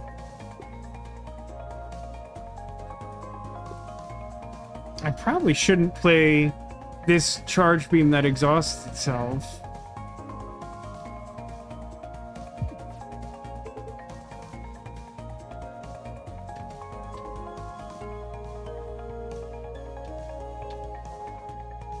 I don't think that, like, I didn't draw any block cards. I can't really position drones to be defensive for me or anything like that. So my options are largely try and set up for the future with unpolished crystal, because I wouldn't have enough energy to play, like, a block-related card. I could, like, move one spot probably to the right and play another Jupiter drone and set up in that way. Or just, like, fire off basic shot and get a little more damage in now. I mean, they all sound bad. I think my best shot is to have more drones out there and take, like, 1,000 damage.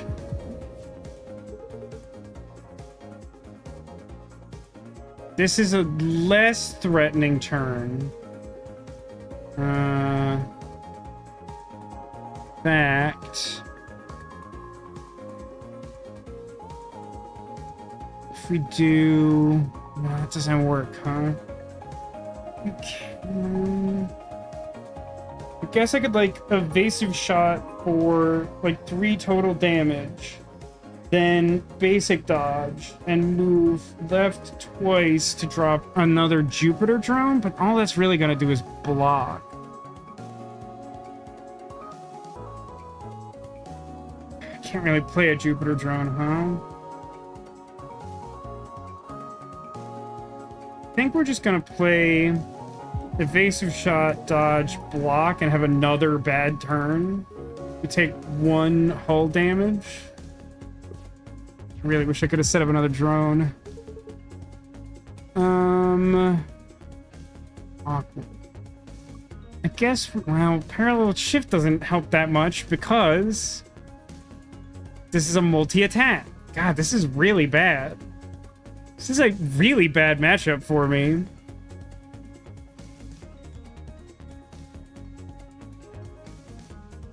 Never did get that shard, huh?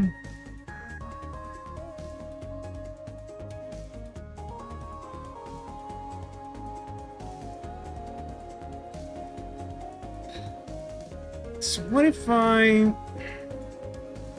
No, I don't have enough energy to do that. I was considering, like, parallel shift, play a drone, and then, like, mage hand do an attack.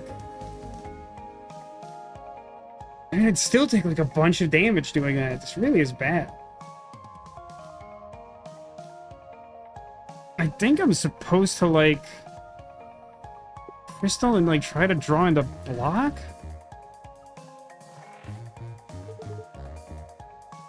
Which we don't do.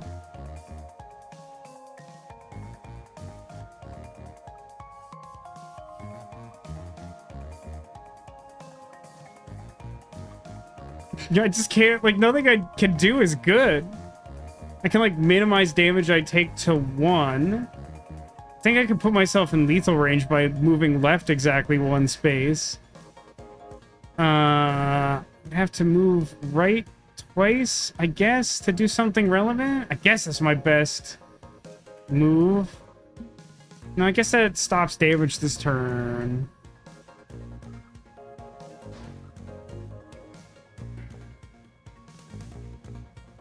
Guess we Mage Hand, because that gives some block for later and, like, maximizes damage on this turn. We are in bad shape. At least he positioned himself across from our drone in a favorable way. Boy, oh boy. Let's make another shard and draw. Not great. Could be... No, we don't have any attacks. It can't be useful. I think we have to, like, move left 1 and block, and then I guess play a Jupiter drone. Yeah, really, it's so cool that he positioned himself with his weak spot in range of our cannon that we can't use it all because we drew like every non-attack card in our deck all at once. Move, so the 2 misses us and the 1 deals 1 extra damage, but we block. Guess I don't even have energy for that, huh? Really wanted to play another drone so I had a shot at doing anything in my whole life.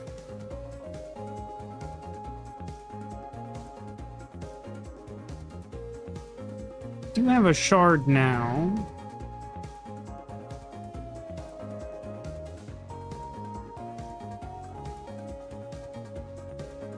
Don't really like this. I think we play drone, Mage Hand, and then we, like, evasive shot or something. I mean, the charge beam doesn't cost 0 yet, which sucks. We could draw into crystal shards, which don't really actively do anything. Like I says, I don't know why I've been agonizing over what Cheesecake Factory cheesecake I'd want to try most for my first one. I don't even live in the same country as a Cheesecake Factory. What countries is Cheesecake Factory in? Is that only in North America? And is it, like, in Canada also, or is it just the United States? It doesn't really strike me as something that would go over super well anywhere in Europe. It might be a good idea to draw a shot. No, I don't know. The evasion's been kind of important. So I think we, like, Mage Hand, evasive shot, block. That's probably it. It's such a bummer battle. Oh, shoot. Why do I keep miscounting my energy so badly? Now I have none cannons. Hear me out. Jupiter. Draw Jupiter. Move left.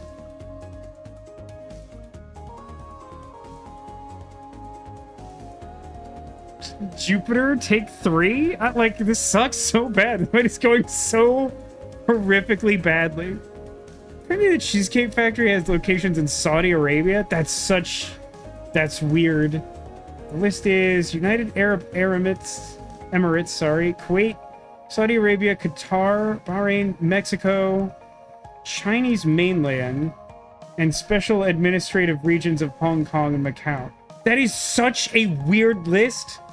That is, like, almost exclusively countries outside of the US that I would think would want nothing to do with a Cheesecake Factory. And notably, as Neko points out, somehow not also in Canada. Like, literally Mexico and, like, several Arabic countries, but not Canada. That feels very weird to me. That's quite unintuitive. I'm just gonna play another Jupiter and wait for death. Like, I'm so doomed.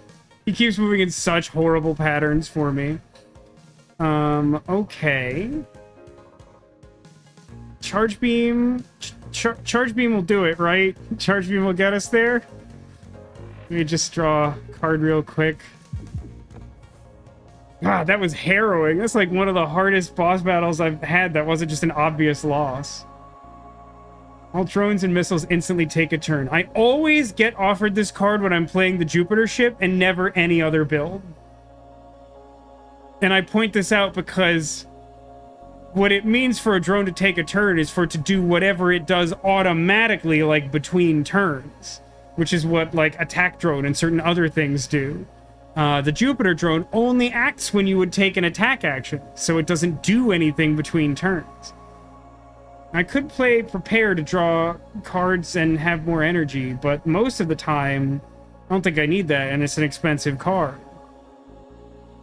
Quick Draw to have a better first turn. Jettison Hatch, you can remove 2 cards at Repair Yards. That's interesting. There's some real potential there. Razor Beam actually... No, wait a minute. Every time an attack misses the enemy ship by exactly 1 space, they take 1 damage. I think that counts Jupiter attacks? I guess we'll find out. Vasco Science, anyone? Okay, Jupiter Moon. Jupiter Moon.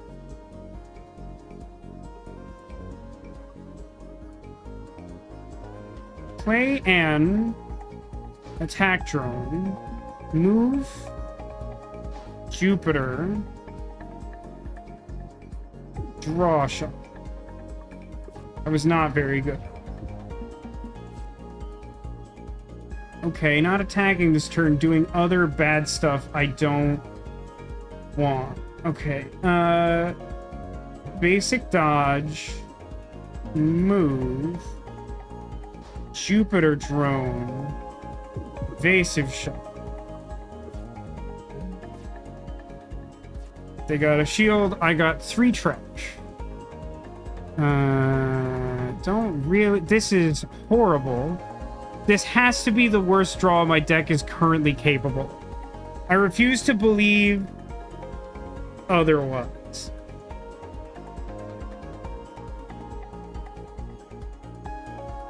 He's really weird. Nico says apparently they're in the middle of branching out and plan to open locations in Eastern and Central Europe, which gives the impression that it's like moving outwards to the west from Asia, but it's like a clearly American property. It's very, very weird. I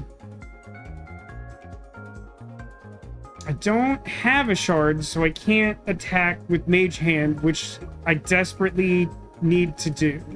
So I'm just gonna play a new Jupiter, take out the trash, and be ridiculously disappointed in this turn that should have been nice.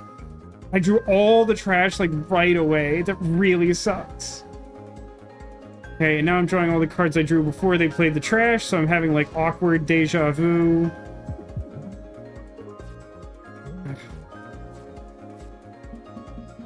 Yeah, the whole triple trash situation, kinda rough.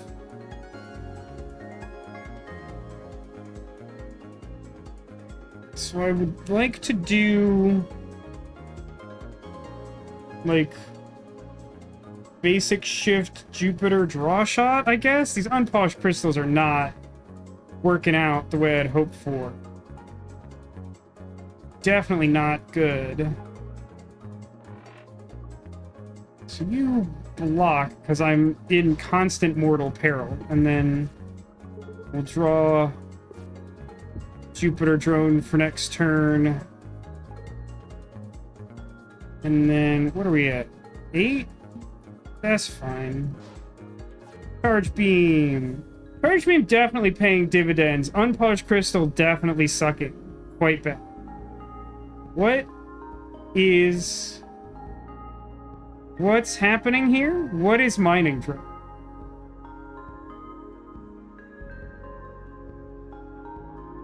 What determines up or down mode? Oh, right click. So, mining drill either does no damage, gives you shard, or spends a shard to do 1 damage. Well, I wish I had this instead of the thing I took earlier. I'm not convinced that it's good in a vacuum, though.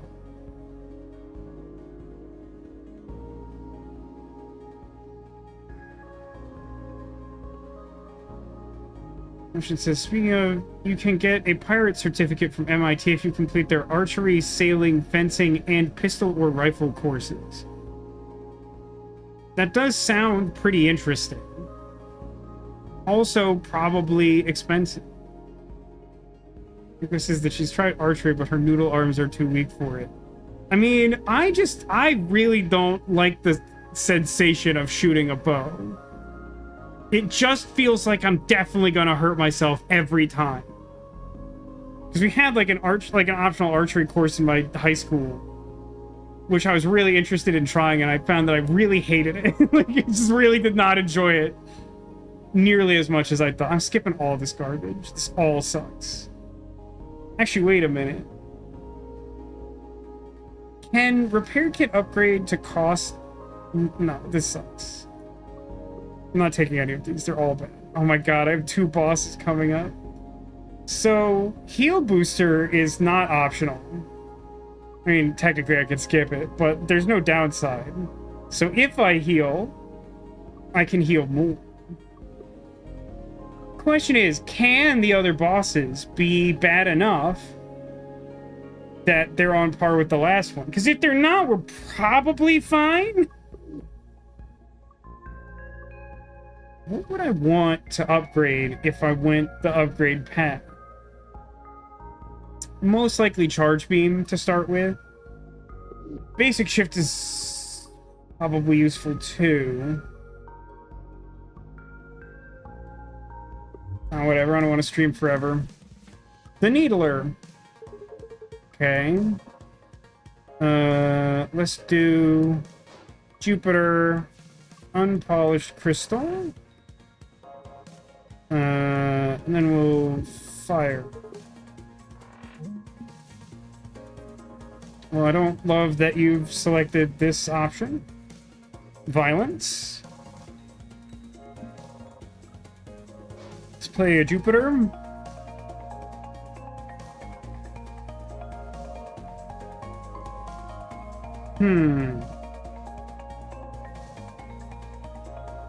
What can I draw off my draw shot? I will draw another Jupiter that won't be relevant this turn. I think should either let's do Mage Hand, I think. No, let's not do Mage Hand. Well, so the frustrating thing is that they have the temp shield this turn. Oh, this also has whenever the ship is hit, fire back. That's horrifically bad.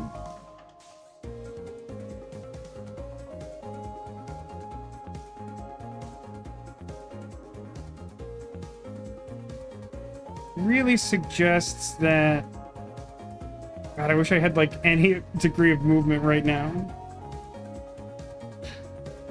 Needed wrist guards to not injure yourself during archery. Yeah, I felt like I wanted those all the time, but I feel like the decision to not do any more archery is equivalent in terms of safety and cheaper than buying a wrist guard.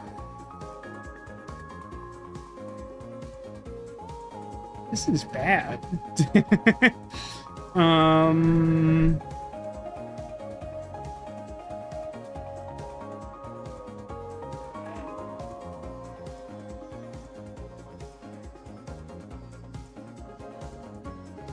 I like actively like don't want to play anything.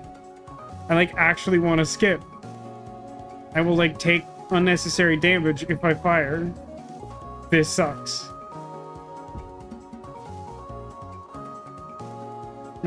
Okay.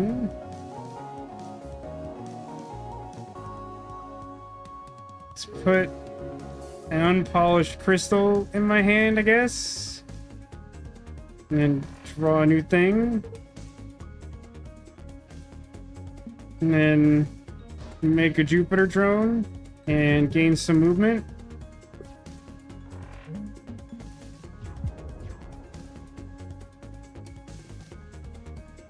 So, I wasn't actually... Oh, no, I guess this makes sense. I was not sure whether the safety override they put in my deck would cause the Jupiter cannons to fire.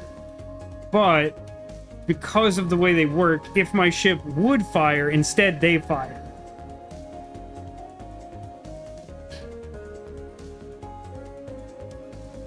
If it's a free turn, it's a free turn. Tell me how you mean that. Also, hi, Super Base. I can move left to avoid damage, but I can't really make a new Jupiter drone or position my Jupiter drones. Well, that's not true. I took Grazer Beam, right? But I also don't have... I mean, I guess I have Charge Beam. Remember when I was like, can this boss be as bad for us as the last one? Turns out, yeah. The 0, I can't play that, right? I cannot play it. So I guess, yeah, the correct thing to do must be like move right, Jupiter drone, block, frown. If doing nothing draws you a new hand and avoids real negative repercussions, seems fun. Oh, sure. Yeah, that's fair. But like the problem is just that like nothing we're doing is making progress. So we have the shards to play the cards, if you catch my meaning. So we don't, fortunately, have the ability to move ourselves. If we did, we could like move and then make a new Jupiter drone and then shift all of them to face their ship and then fire for like 8.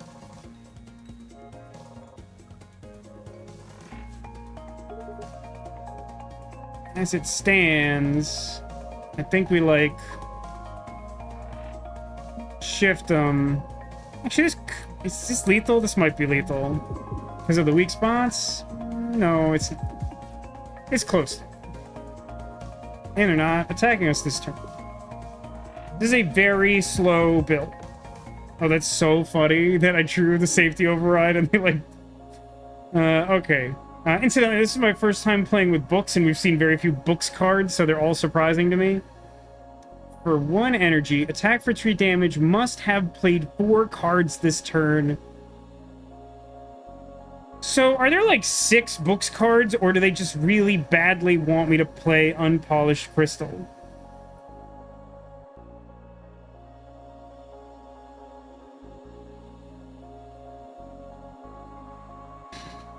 It's not exactly like playing Time Warp because of the nature of roguelike hand redrawing. Like, you're not accumulating new resources if you're just doing net nothing. Like, in Magic, even if you are unable to accomplish anything on your free turn, at a bare minimum, you gain a new resource. You technically look at new cards in this game, but if none of those cards do anything for you, you don't gain any resource.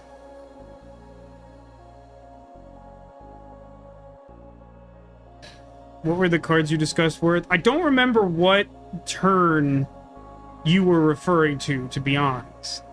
But much of that game, most of my cards weren't doing anything. I think all of these are bad.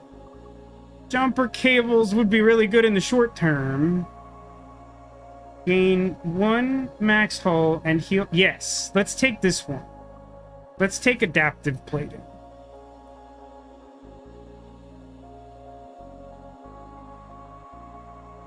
The turn where you pass doing nothing. But the problem is that I gained nothing.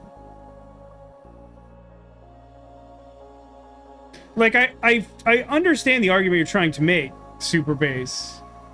But, like, Time Warp is good because the floor is that you gain resource. If you like Time Warp and play nothing, you still have +1 card. In this game, if you play Time Warp, you just have a different hand that could be good, or it could also be nothing. Which is, we've experienced that numerous times this run. If I'm able to, like, play, like, another Jupiter drone, even if I don't attack, that's great. But, like, there have been many turns where I've done nothing.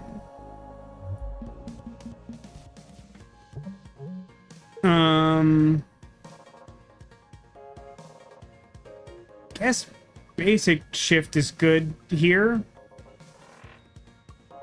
So, like, shift and drone and crystal.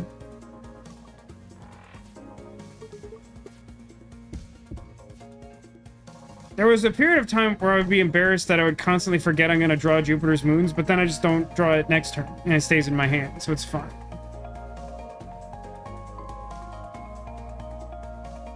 So I could parallel shift and then move everything, which would put me in position to make another Jupiter drone and hit them for a little. And keep drawing the Jupiter drone every time.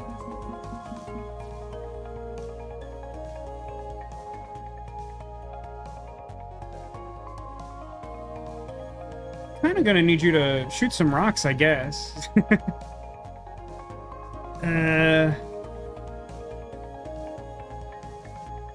This is not a good turn. Maybe I just tank the heat status with like one shot from this. It's unpolished crystal and try to draw something good. Is that good?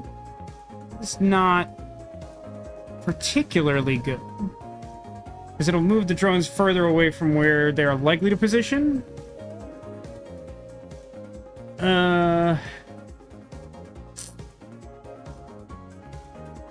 God, this sucks. Like, I think I just block and again do nothing. And again, like, this is an even better case for it, where like I'm actively taking damage, but like I didn't like do anything here. I mean, I guess I gained a shield, but like it's sort of neutral. All right, for some reason, I've encountered so many multi-shots today that I'm fixated on things shooting through the rocks, but rocks actually have mass, don't they?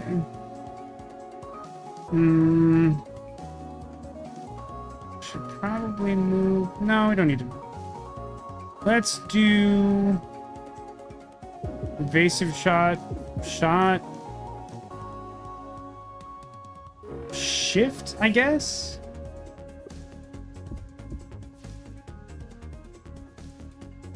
So now we can draw Scramble, the probably worst card in my deck.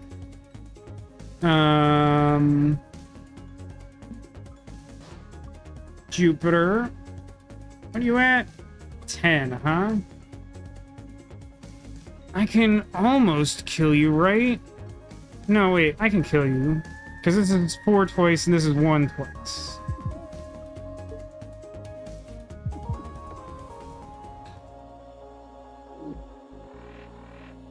And we're gaining double because we were forced to take heal booster. Meteor. Moves you left 1. Is flippable by default. Relevant. Spend a shard to launch a geode.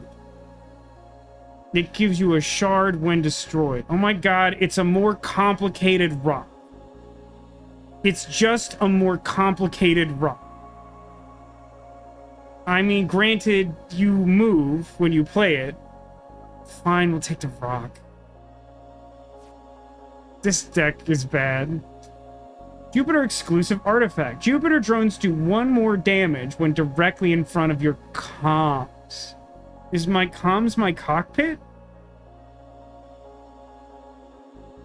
No, it's my weak spot. That's interesting. I mean, I think I should take it for the purpose of, like, unlocking my grimoire or whatever, but, like, not sure how useful that is. Hooray. Books. That's me. No, don't finish setting up the update I never told you to do, Windows. Thanks, jerk. What would the upgrade to more complicated rock look like? Move to or don't require shard is actually a little interesting, to be honest with you. God bless. What is this? It always starts in your hand but doesn't retain 2 crystal shards in your draw pile. Technically upgrading the unpolished crystals to give you 2 sort of helps with charge. God, I hate scramble so much. I mean, we should upgrade rock, right? Probably.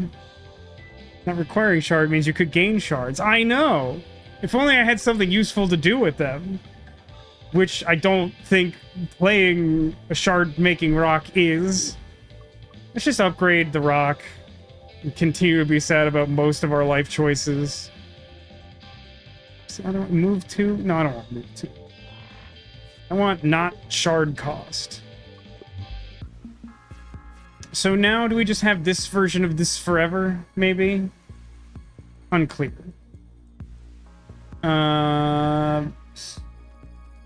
We're almost due for a bubble.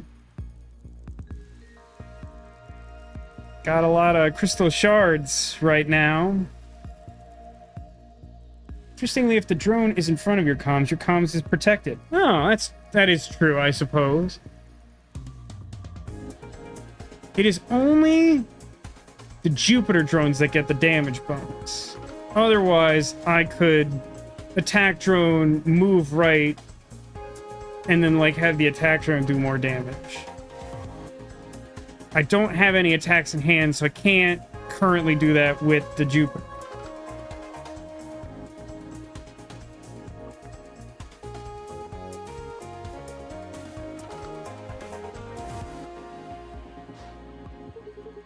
Play an attack drone so that we actually do some damage, I guess. You know, just like fire off all the unpolished crystals. Just get this garbage out of the way. Yeah, draw scramble now when I don't want to play it, which is literally every time I draw scramble. Is that a multiple? I thought that was just a single 2 damage attack. It's clearly been too long a week for me. So now I could do Jupiter, move right. This isn't hitting me. This is in front of comms. Like, evasive shot. Mage hands? It's a little underwhelming. They're gonna make a lot of crystals, huh?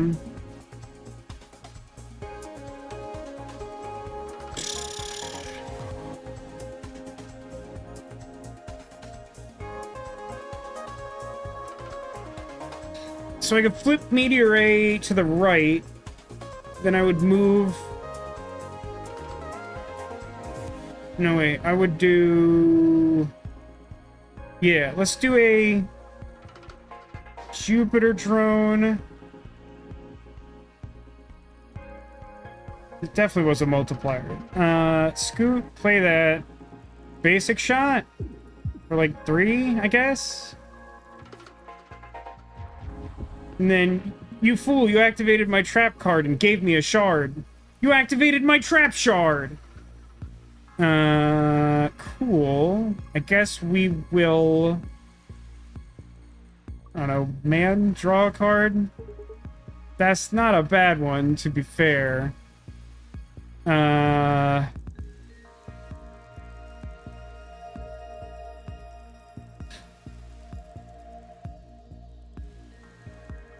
Mage hand, we will deal 3, 4, 5, 6, 7, and we will gain a shield such that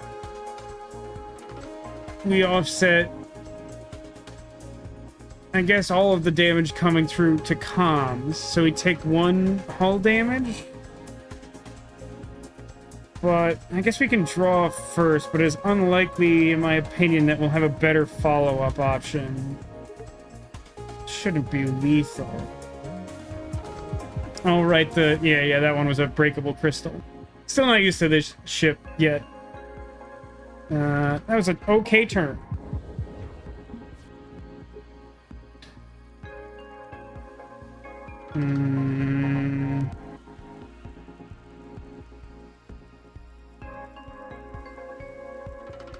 So we're at 10. Charge beam has been extremely good during this run.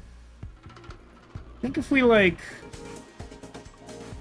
move left and Jupiter and charge beam, they explode.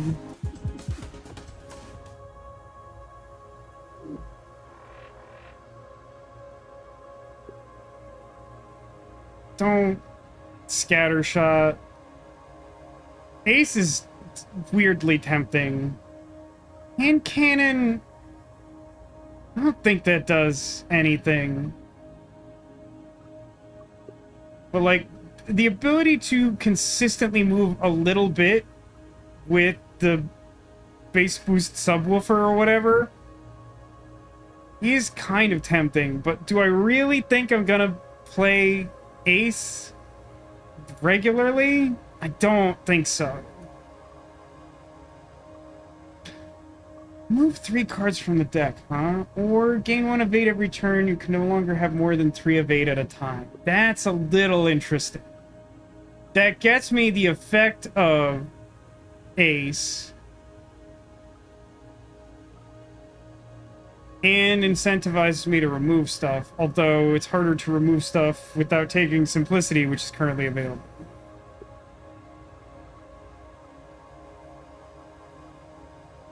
Really not, I don't think, getting a good sense of how the alchemist stuff works. I don't think we've seen, like, an alchemist-specific artifact yet. We've seen very few unique alchemist cards. So tempted to get rid of Scramble.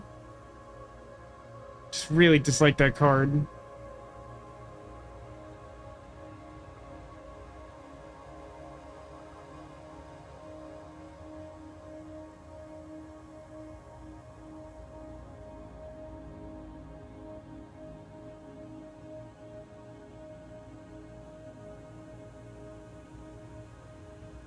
Okay, I think I've decided what I want to do. I do want to remove 3 cards. I'm not 1,000,000% sure what they are, but then I want to, like, upgrade Charge Beam to Charge Beam B, and then I'll use these miserable, like, Shard Cycle cards to just try and draw those, and spend my energy mainly, like, moving and placing drones. So I would like to cut Scramble. I would like to cut Attack Drone. And I would like to cut... Probably not Block, as sad as that is.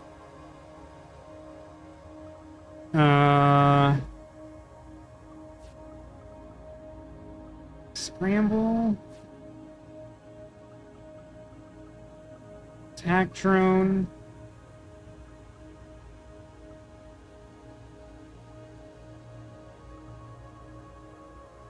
I think it's probably either Basic Shot or Parallel Shift.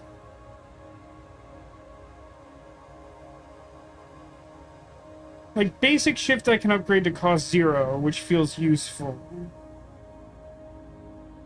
Guess I can upgrade Basic Shot to do that. Don't know that that's particularly useful, but it's not bad.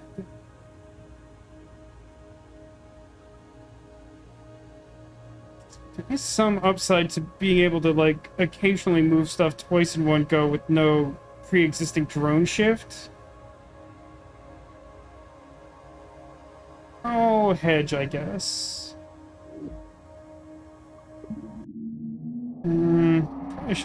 Probably should just end the stream, to be honest. It's late. It's been an insanely long week. Clearhead is, I forget the rest. Um...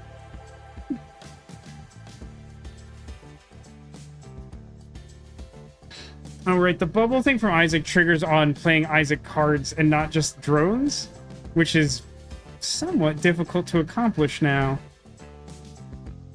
I think this deck is moving in kind of an interesting direction. But I do think I'm going to call it here. So it is my... Hello, Big Vasco. It is my intention to try and stream next Friday. Circumstances being what they are, I really don't know if that's going to be possible. Like, I really don't know how ridiculous this upcoming week is going to be. It shouldn't be as bad as this week. It should be pretty bad. Like, I think the floor on how bad this week is very bad. And the ceiling is, like, extremely disastrously bad. And if it's like anywhere near the ceiling, I'm probably not going to be up to stream it because there's just too much going on. I would like to stream again. If so, it would be cool to, you know, explore this bizarre deck we're working on in depth. Because I think we are genuinely working towards something cool with this bizarre composition of like a thin deck where like I guess I'm hoping to like upgrade the basic cards to cost 0 and the charge beam to cost 0 so that like we're basically spending all our energy to like place drones and then just cycle through charge beams until they explode. The ceiling again? I can't wait till you have a functional ceiling. Well, I think you're misunderstanding or just being silly and I'm not detecting it, but what I mean by that is like the floor is there's no shot this week doesn't suck. The ceiling is like the variance is it can only get worse.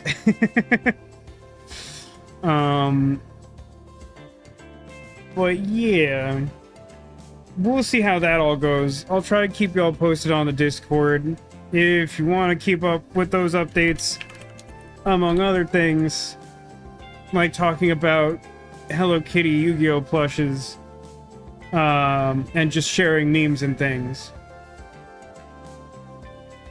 The Discord has been linked.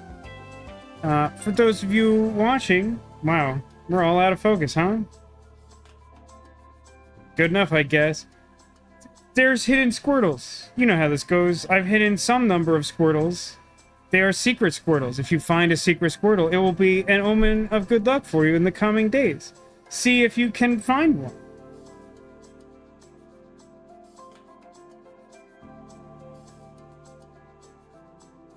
Yes, I do hope everyone has a good week. Demolition, safe travels and best of luck with everything.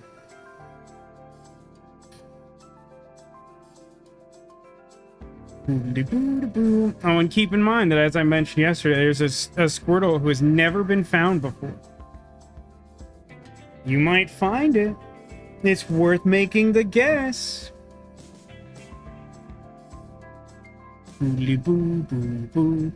Hey, what do you think the odds are that I'll remember what I was doing on this build? 0? Me too. Same. These are some unorthodox guesses. Have one more juice apple. Hey, also, bonus round for you. Guess what the current temperature of the apartment is?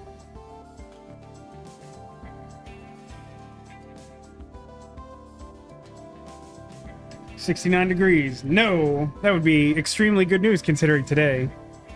Is it over 9,000? It certainly feels like it. I'm gonna say Critwitch is closest with 88. It is 85, which frankly should be worse. So that's a win for me. It sucks in here. Pretty excited about not living here anymore, to be honest with you. Especially in the summer. All right, let's go look for Squirtles, huh?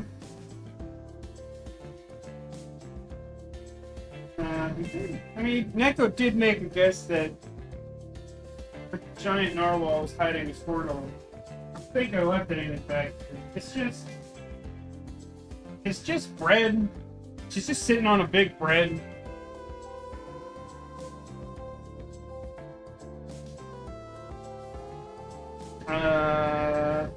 Benjamin box. It can reveal by removing this Pushin narwhal that he's sitting on a bed of various and sundry Pokemon capture devices.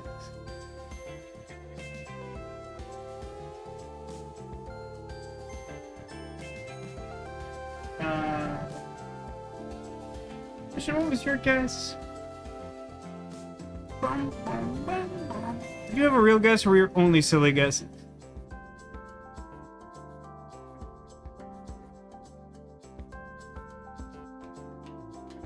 I can't find it. Change to Squidbeard. Oh, Squidbeard. He is friends with a Squirtle. And Rich guessed that Brachiosaurus the Stegosaurus may also be squirtacularly inclined.